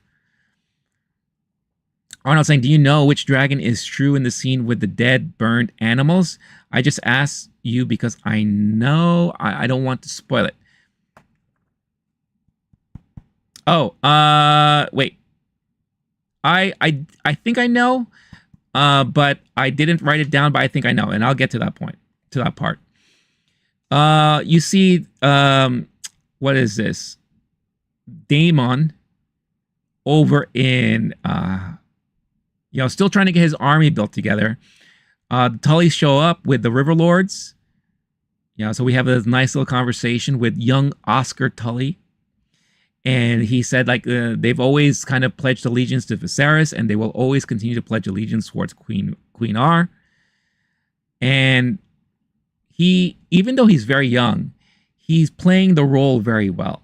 And he's playing a lot of cat and mouse with Daemon. He's testing his boundaries, but at the same time, he's holding above Daemon, kind of like a carrot in front of a rabbit, saying, do you want my army or not? Right? And Daemon, all he could do is just be like, you got some big cojones on you, dude. All right. But basically, what he's doing here is that he's saying that all the River Lords hates what happened, what Willem Blackwood did, right? The pillaging and the butchering and all that, all because Daemon basically told him to. But he wants justice served. So he's holding Willem Blackwood accountable for it all. And Willem's like, this was all under the order of Daemon. Daemon, back me up, son. And Daemon's quiet. He's like, even though I do have my strength. And even though I can probably kill all these people right now, I need them. If I am to try to claim ownership of the throne, I need these people on my side. So at this point, you see him for the first time being like, I'm going to see where this goes. And basically, he's, like I said, they're asking for justice, right? So Daemon has to perform that justice right in front of everybody and executes Willem right in front of him, slices his head off. And that's the only way he could gain respect of every Riverlord there, right? I thought that was very, very strong. Then this leads to another vision that he has with Viserys holding the crown. You know, and Viserys is explaining to him, I never wanted this. You know, all the hurt, all the pain, all the anguish it comes with it. I never wanted any of that. But you, Daemon, you wanted this from day one. You're the one I know who wanted this the most. Now understanding and seeing everything happening around you, do you still want it? So this is the first time we also see Daemon for the first time maybe questioning his desire for the crown. You know, kind of begs the question, what's going to happen afterwards, right? We also see Aemond trying to learn to walk again. It's so excruciating. You could tell he's having such a hard time and it's just painful. But Larys is there to kind of like show some comfort and some empathy, but at the same time encouraging him and pushing him to recover soon because he needs Aemond back. I mean, Aegon. He needs Aegon back because the sooner he can come back, the sooner he'll have a right hand to him in the ruling of King's Landing and Westeros, right? So I love seeing all of that. Then you see Alicent going camping. She just wants nothing to do with King's Landing right now. And I thought that moment where she was walking into the water, I thought she was going to kill herself. I thought she was going to drown herself. But no, she's just trying to find solace as much as she can. Then there was a nice conversation between Jace and Rhaenyra. And in a way, this is the first time that we see that the reason why he's questioning everything, the reason why he's so protective of his mom is because he knows in her eyes that he is the heir, the next in line. But what is that going to look like when she keeps recruiting all this other Targaryen bloodlines with silver hair and all that? And here he is, black-haired, a bastard child. You know, he's not going to have a proper place and the respect of people if you're going to see all these other people with silver hair doing almost the same thing like he's doing. So what makes him the better heir and all that? So that was a very interesting conversation they had there. Mysaria is working with Alan to help gather as many of the silver-haired folks from King's Landing. The search for the bastards begin. That's exactly what I wrote. So, of course, that gives more meaning to the characters like Ulf, you know, who we've always seen in the bar telling his tales of, oh, I'm of Targaryen blood, blah, blah, blah. And Hugh, you know, I was not expecting him to be of Targaryen heritage, but this is what he reveals. It gave us more of his story as he's talking to his wife, that he knew his mom, and his mom was like a pleasure worker. She had silver hair. People would pay top dollar to sleep with her. We also found out that unfortunately their daughter died, who we saw was sick for several episodes. And he feels he has to do something. At this point, he has to do something. Everything he's tried has failed. Couldn't save his daughter's life. Couldn't bring food on the table, money on the table. He has to try. And this could be his last shot to make a difference. Right? So we also see Alan ushering in all the potential Targaryen bloodlines to Dragonstone. I thought that was very cool. Then we see the Dragon Keepers not very happy with Queen R's decision. You know, they are very much about keeping the heritage of the dragons and all those things sacred. They're not to be used as toys or playthings or pawns in this army, in this war that they really have nothing to do with, right? So it's very, very interesting there. So this is the one moment that I'm like, okay, where is this going to go? We get introduced to Vermithor, who I believe, and Arnold, you can correct me if I'm wrong here, second largest dragon compared to Vagar, right? Am I correct in saying that? Arnold's also saying this little kid has such big balls. I mean, hey, you got to give him credit. He had to do what he had to do, right? So basically, she just ushers all of these people in, calls in this giant dragon, and say, at this point, I leave you because I can't do anything else. None of you can do anything else. It is left to the dragon to decide who is going to be the rider. And man, the first person who stood up didn't work out. Apparently, all of them didn't work out because Vermithor had his way as if you're watching a little kid play with his food. And it's just like tossing this person here, tossing this person there, tossing this guy here, burning this guy, eating this guy. It's just crazy. You have everyone running away. But then you see Hugh for a moment being the braver of everyone. You know? There was one girl that was frightened. It's like, wait, don't worry. Follow me. Without even saying anything. Look at me, right? Fano opening. Vermithor was going after her, and he's like, no, look at me. I'm the one. I'm ready. Do it. Vermithor's like, hey, I like you. You know why I like you? You have guts. You have balls. You stood up to me. You didn't run away. You could be my dragon rider. And there you go. And Hugh's like, you see this glorious moment. It's like, I did it.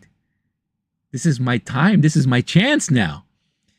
And from a distance, they pan over to Queen R. And she's like, oh my God, it's working. This is working. And then you have Ulf, who's like so frightened, running away. He kept running further and deeper into the cavernous caves where the dragons hang out. And stumbled upon Silverwing. Also, we got to see that there are more dragon eggs down below, too. Which is very, very interesting. But this one was a little different. Because he didn't know where he was. Silverwing was kind of hanging out in the back, sleeping. Here's this guy stumbling and bumbling around. Wakes up. Doesn't really looking to, like, punish him. But in a way was being very playful with him. You know? Push on the nose. Push on there. And all Ulf did was just like accepting his fate at this moment. It's like, oh no. Have your way. But Silverwing was just like, cool. You know what? You made it all the way this far in here.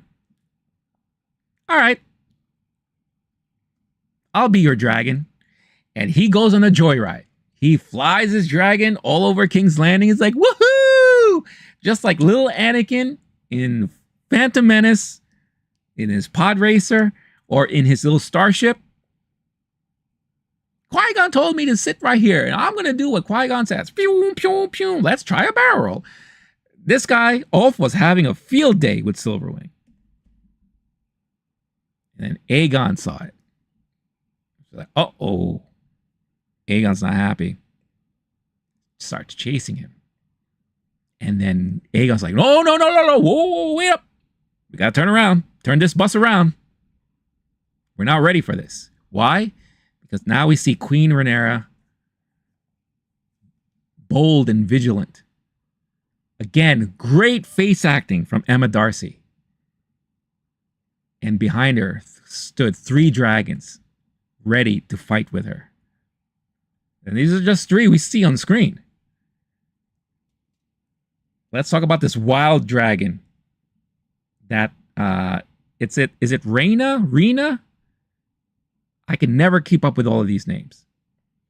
But you could tell that she is adamant about finding out who this wild dragon is. Who's burning up sheep, eating sheep. I really do think this is cannibal. And I think there's a big potential we're going to see cannibal on this show. Will it be this season? I don't know. Will it be next season? Maybe. But we have 1 episode left. The Dance of the Dragons has been teased, everybody. What's going to happen from here on out? We don't know. But expect this last episode to be fantastic and crazy. And that was episode 7 right there. Arnold saying it's working after 15 dead bastards. Yeah. I mean, you have to go through a lot of bad eggs before you make an awesome omelet. And now it looks like she has an awesome omelet at her call. And you know, we should have known this was coming. Because the minute they started focusing on Hugh earlier in the season, we saw so many moments with Hugh running around. Yeah, we should have known that he was gonna play an important part here. Just like how I knew Adam was gonna play an important part, and Alan. Both of them. The other guy, Ulf, I wasn't sure where we're gonna go with this guy. You know, I thought he was just like he was there for comedy. Yeah, he was kind of like the guy getting free drinks at the bar and all those things. But it looks like he has an important part to play as well in this. So I'm excited to see what's going to happen in this next episode, this last episode of the season. We've been averaging what, an hour 10 minutes on every episode. I think this last episode may be an hour and a half, maybe an hour 40, maybe. Because I feel like there's a lot to close out.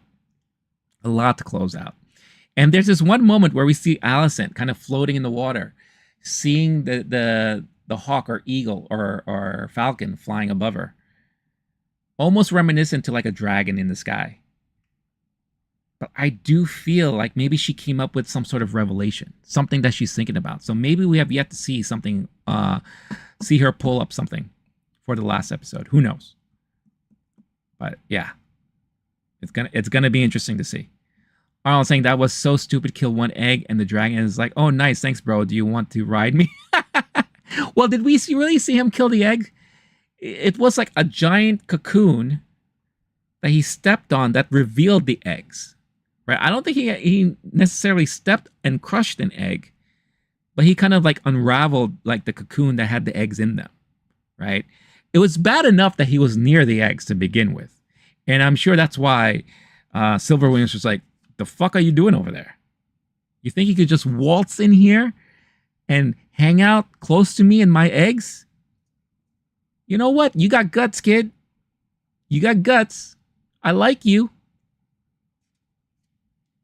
You can ride me. We'll have fun. And wee, did he have fun. So,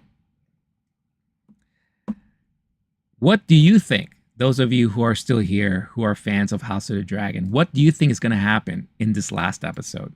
What are you hoping or expecting to happen? Let's talk about that now.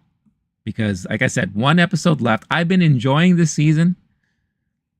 You know, Kevin earlier asked if I think that this season will get considered for Emmys next year. I think so.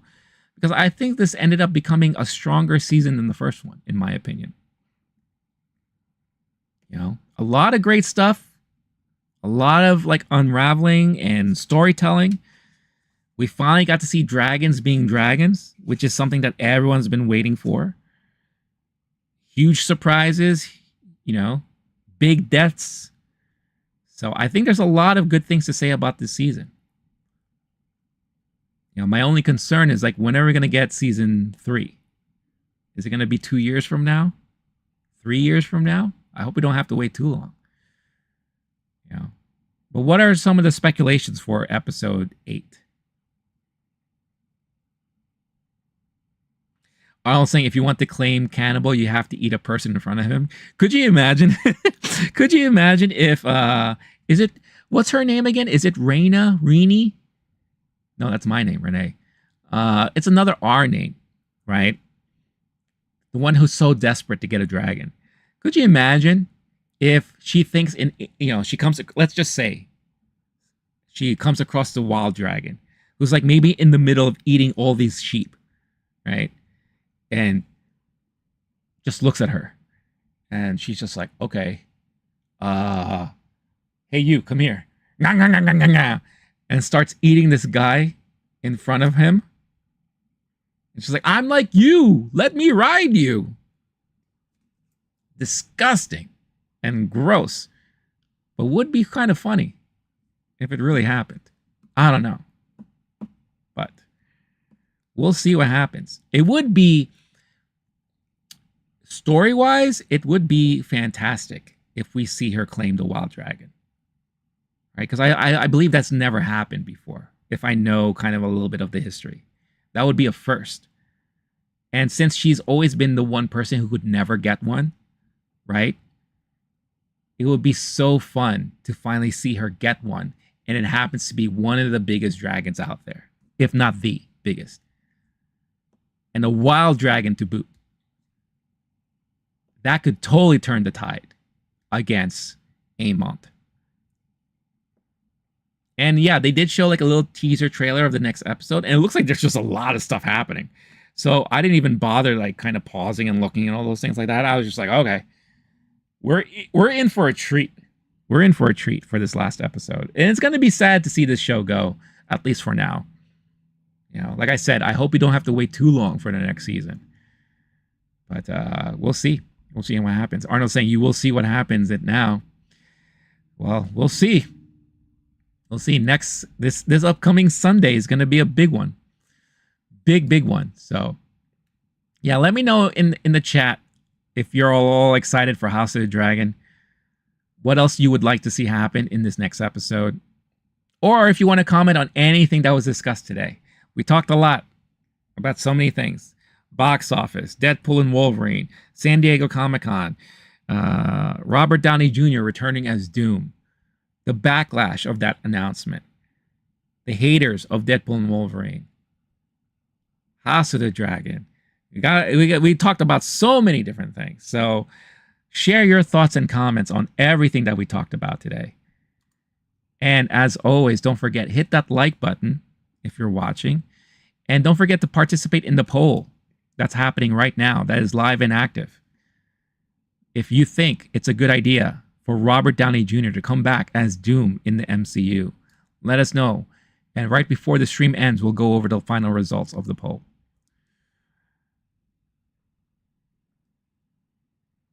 Work that poll.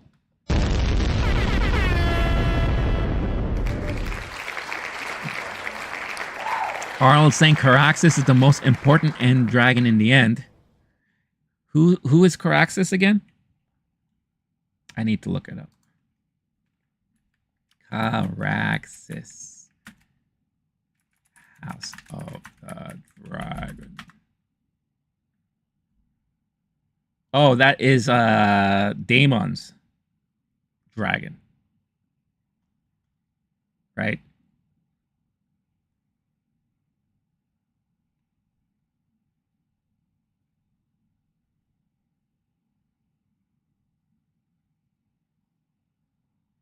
I'm just curious to see what will happen with Daemon.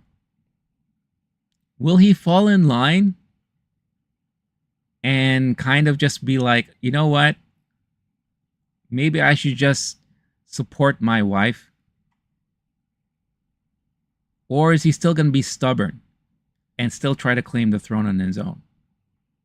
You know? Or is it going to be one of those things where we see him try to do it, not doing so hot, but at the same time, we see Queen R and her dragon army come by. And it's one of those like romantic moments where they're like riding their dragons and they happen to look at each other and they're like, what's up? I still love you. Let's stop all this fighting.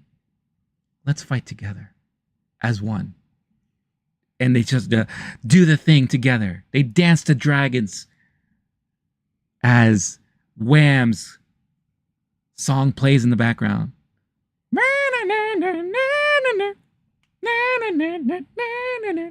Endless whisper all over. And they take down that one-eyed freak.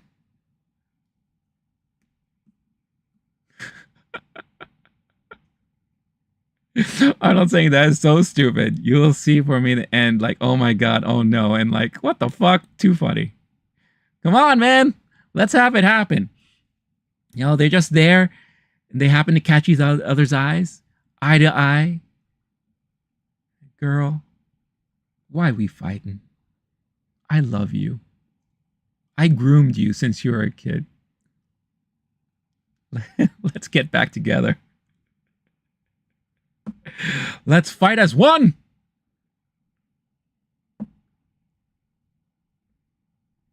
Let's take down this one-eyed freak. It would be pretty funny.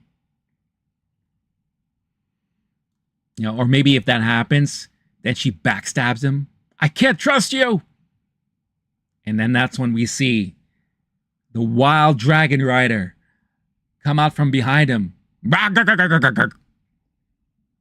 Take him down. That you deserve that, you dummy. You will never bend the knee to me. I don't know. Anything can happen. Just like in the MCU, anything's possible, right?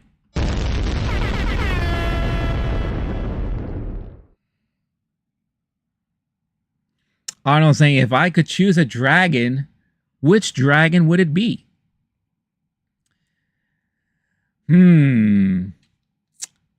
That's a good question. I don't know.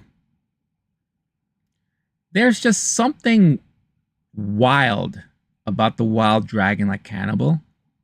That's kind of like a wild card. You don't know what could happen. You know, a dragon that doesn't give a shit about eating other dragons or whatever. That if I could tame that guy, I'd be all for it. That means I have a dragon that is up for anything. Like, no holds barred. We'll do whatever it takes. But at the same time, could be very hard to control too, right? Because dragon will be dragon. Look what happened with Aemon when he couldn't really truly tame his dragon, which ended it to the death of his brother. He was not expecting to happen. Like, uh-oh, I fucked up. Yeah, this was last season, first season.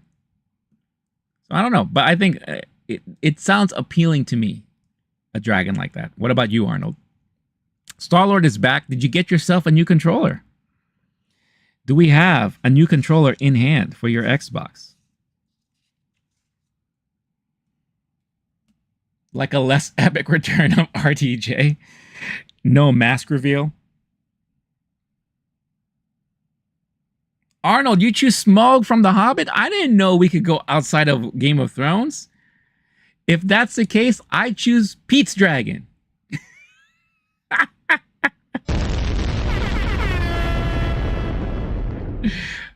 Ever since I was a kid, I was always a fan of Pete's Dragon. The original movie, not the new one that they came out with. Arnold loves Cannibal too. See? Started saying, no, your brother's checking it out. Okay. Yeah, definitely check out places like Target, Walmart, Amazon. They usually have great sales on Xbox controllers. I highly recommend you check those places out.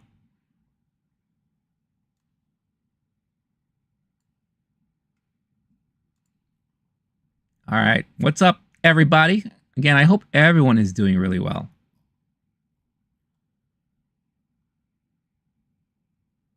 Let us know if there's anything else you'd love to talk about from everything that we talked about today.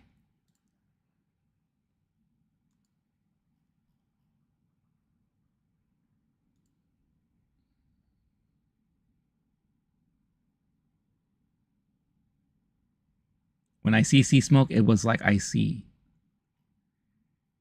sea smoke. Dragon from Game of Thrones.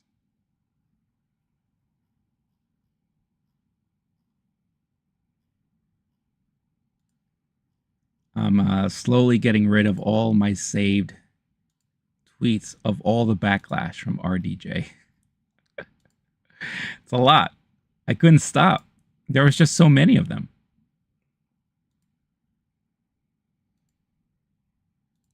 And that wasn't all of them either. That was just a sampling of what I saw.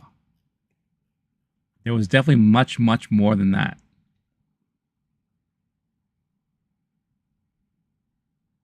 No, dragon, I mean Drogon. Oh, Drogon. That's right. from Game of Thrones. I remember.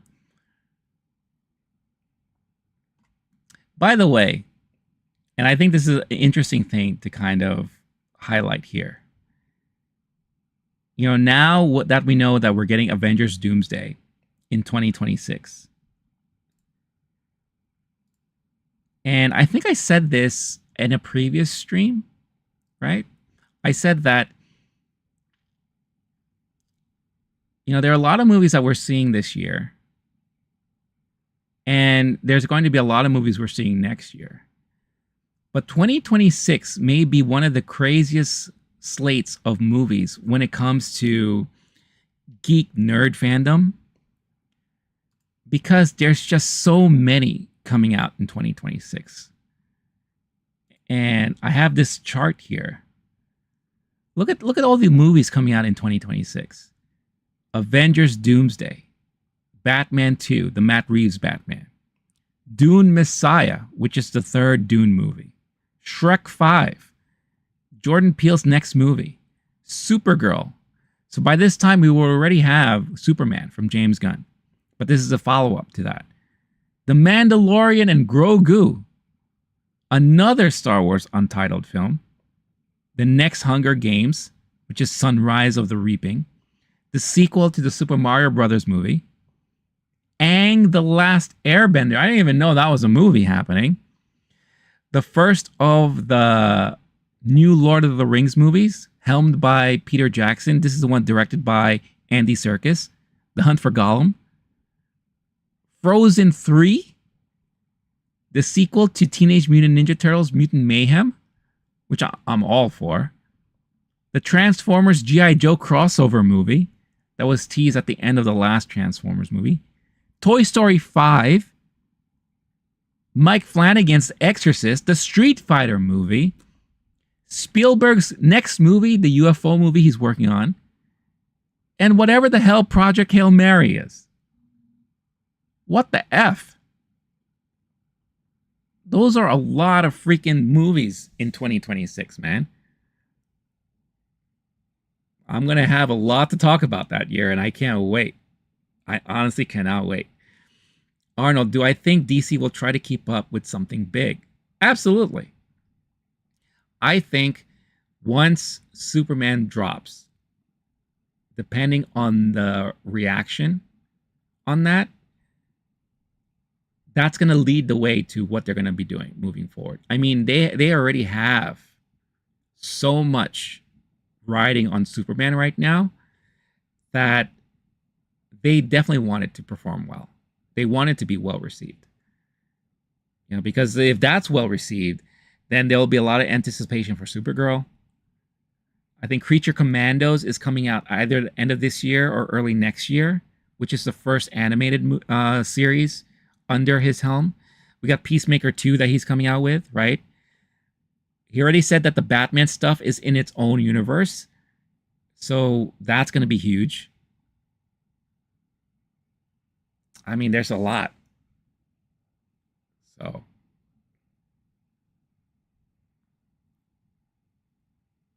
I'm not sure if the captain was still alive who would tell RDJ, don't F this up. Name the movie reference? You don't have to be naked standing on the ledge of a skyscraper to guess correctly. I don't know what you're referring to, Star-Lord. Is Mike Myers returning? I thought he was retired. Yeah, no, Mike Myers is returning to voice Shrek. I think, who is this? I think during the press of Beverly Hills Cop, Eddie Murphy spilled the beans during one of his interviews. He even said that before Shrek 5 was announced, he said he already filmed dialogue of Donkey in that. And he also said that Donkey was going to get a spin-off series. Arnold saying, bro, I'm going to go sleep now, get up tomorrow, go to the gym, then work until night. Which, only the best. And, well, thank you so much, Arnold. I really appreciate the kind words as always. And I hope you have a great sleep. I know you've been working hard lately, so I hope tomorrow is a great day for you. Always appreciate it, Arnold. Yeah, you're definitely one of the you're one of the legends of the streams. So I definitely appreciate it. The references from Bad Boys?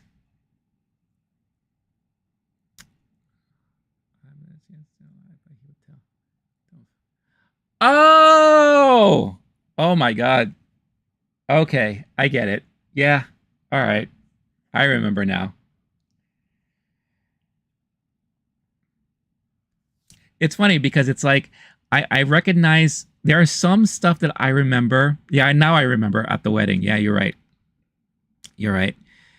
It's funny. Some movies I can remember a lot of the quotes so like this, and then there are others I'm just like. But now that you brought that up, I totally remember now. Yeah. But I'm curious. Out of all the movies listed here, anyone who's left watching, which movie are you mostly excited for out of this big list? I think for me, to be completely honest with you, I'm more excited. And this is not saying that I'm dismissing all these other movies. Obviously, I'm going to be excited for Avengers Doomsday. Obviously, I'm going to be excited for Batman 2, Dune Messiah. But the one big movie that stood out that I'm excited for the most is, well, there are two of them: Jordan Peele's movie and Spielberg's UFO movie. Because, Spielberg already has done a UFO based film. Two of them, actually, if you count Close Encounters of the Third Kind and E.T. So, what could this movie be about? I don't think it's a sequel to E.T. Let's not even throw that out there. But I do wonder if this could be adjacent to Close Encounters, maybe a follow up. I don't know. But there's a lot to be excited for in 2026. The second reference is Blade in Deadpool and Wolverine.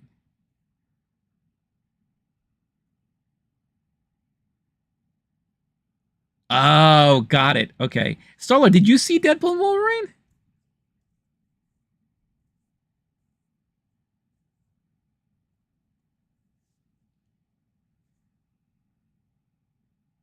Because if you did, you didn't tell me. Not that you had to, but I would have loved to know if you finally had a chance to see it.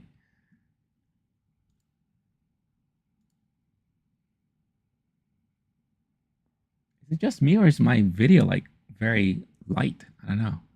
Oh, leaked clips. Got it. Got it. Got it.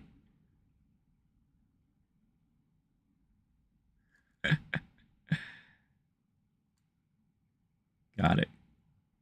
I can't wait to see the movie again. I'm planning to probably watch it again on Thursday. Since I'm going to be watching Trap already, then I'll make it a double feature.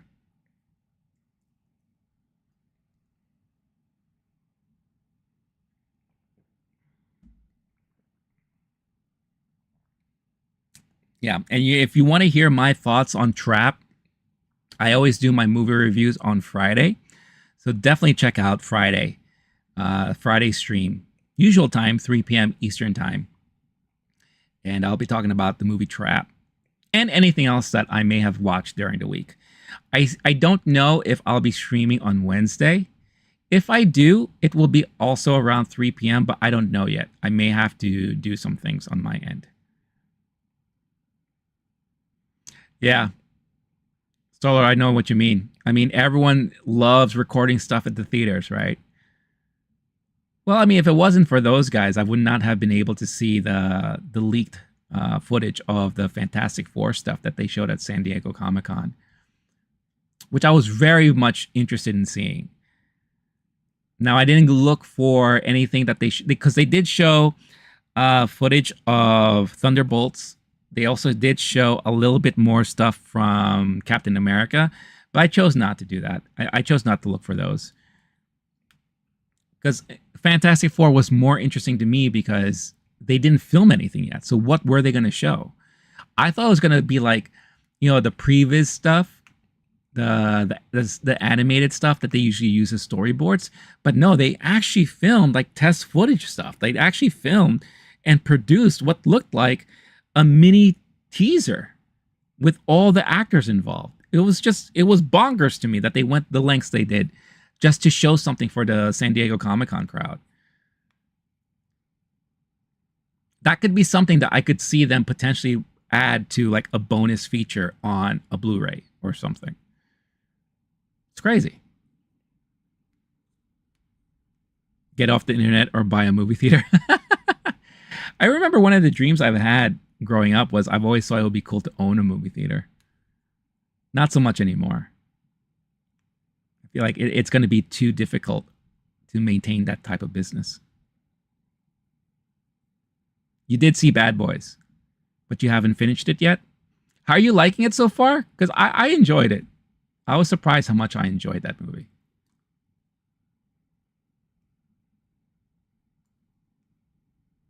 I wonder if you agreed with a lot of things I said about it. Or if you think differently.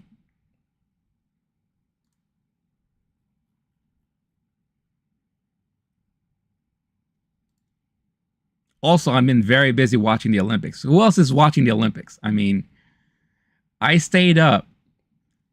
I stayed up past, yeah, I was up to like 7 a.m. Sunday just so I could watch the live feed of the women's gymnastics.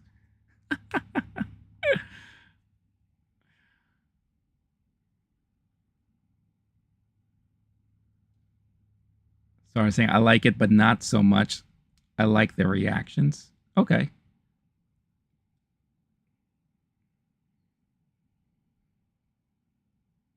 I'm curious what you're going to think about the ending. Reactions are a bit annoying sometimes. Whose reactions? You're not talking about like YouTube reactions, are you?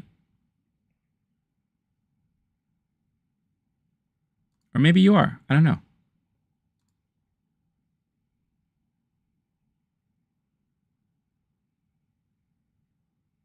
What do you mean? Let me know. La la la. La di di do. All right, I think now is a great time. Okay, last call for anyone who has not cast their vote yet in the poll in the chat. Make sure you do so now so that we could tally up all the votes. Again, the big question is it a good idea having Robert Downey Jr. back as Dr. Doom? Let us know. You have one more minute and I'll close things out and then I'll wrap things up. Yeah, I'm watching YouTube reactions of the new Bad Boys. Got it. Okay.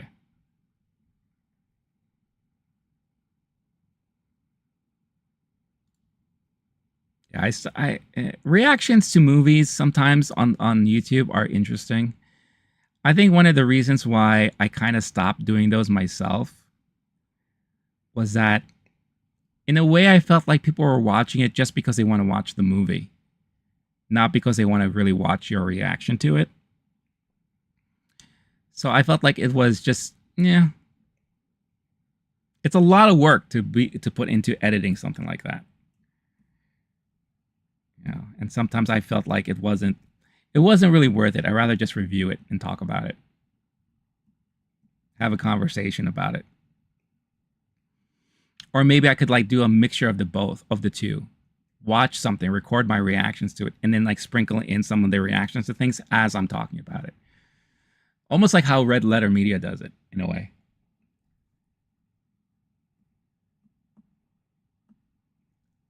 All right, y'all, I am ending the poll officially. Tally up all the votes, and then we'll recap everything that we talked about. Well, no, I'm not going to recap everything I talked about, but we'll recap the results of the poll. Just wait for that stuff to refresh. So again, quick reminder, next time, definitely streaming on Friday, 3 p.m. Eastern Time. I will be reviewing the new movie from M. Night Shyamalan, Trap, starring Josh Hartnett. I'm looking forward to catching that, and hopefully I'll be talking very fondly of that movie. Who knows? We'll see. Don't know if I'm streaming it on Wednesday. The best way to know is that I will make an announcement on the channel. So if you are a subscriber to the channel, you will see me make announcements on the channel. And I'll let everyone know. And then if that's a go or not. So, Starlord, you know what's really annoying? What's annoying? Tell me. Also, just recapping the poll results again, 71% people on the horizontal stream saying they think it's a good idea to have Robert Downey Jr. back as Doctor Doom. 28% says no. Starlord, my Ethernet wire always slipping out of my damn plug. That sucks. You need to fix that. You can't go on like that. That's terrible. That's terrible.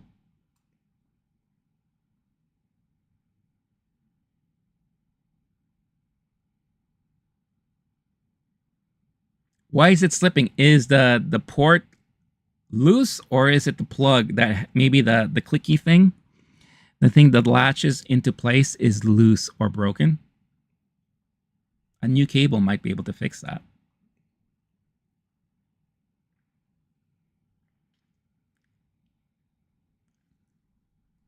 It's funny how the vertical stream takes a long time to kind of refresh stuff in the chat. I find that always very fascinating. I guess because there's so much activity happening in the vertical stream. It's the clicky thing that's broken. Ah, yeah, that could be annoying. Hopefully you could get a new one.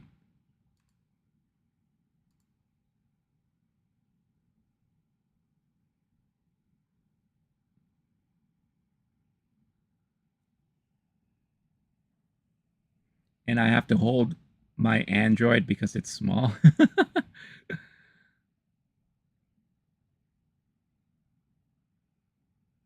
That sucks.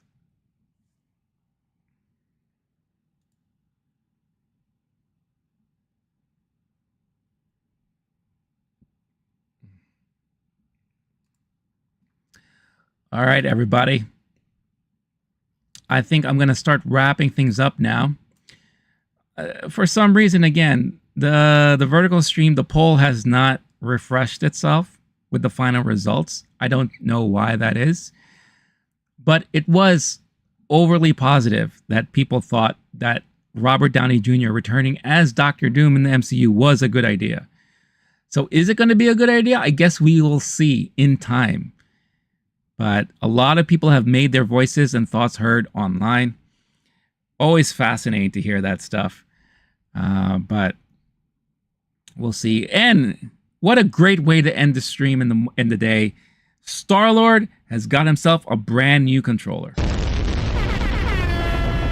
Yeah! I am so happy for you, man. That's great. It's always fun to get something new, isn't it? All right, y'all. I'm going to start wrapping things up. So as always, I want to thank everyone of you who have tuned in, joined in on this fun conversation today. A lot to talk about. It was great to be able to share all of these things with all of you. Obviously, major shout out, as always, to Star-Lord. Star-Lord, always a pleasure. A legendary figure on the channel and in the streams. AKB also. T, thank you again so much for the memberships and the gift memberships to everybody. Huge shout out again to Mr. Spawntrap as well. Hopefully get to see them come back in a future stream. And on the vertical stream, as always, Arnold, another legendary figure here. Clone Wars for life as well. Always happy. Kevin Davis, Scorched, Anoop. Really thankful and happy for all of you guys to be here. And a huge pleasure streaming and having these fun conversations with all of you. So I hope all of you enjoy the rest of your day. I hope you all have a great week ahead of you. Star-Lord, what game are you going to be playing with your new controller? Let us know.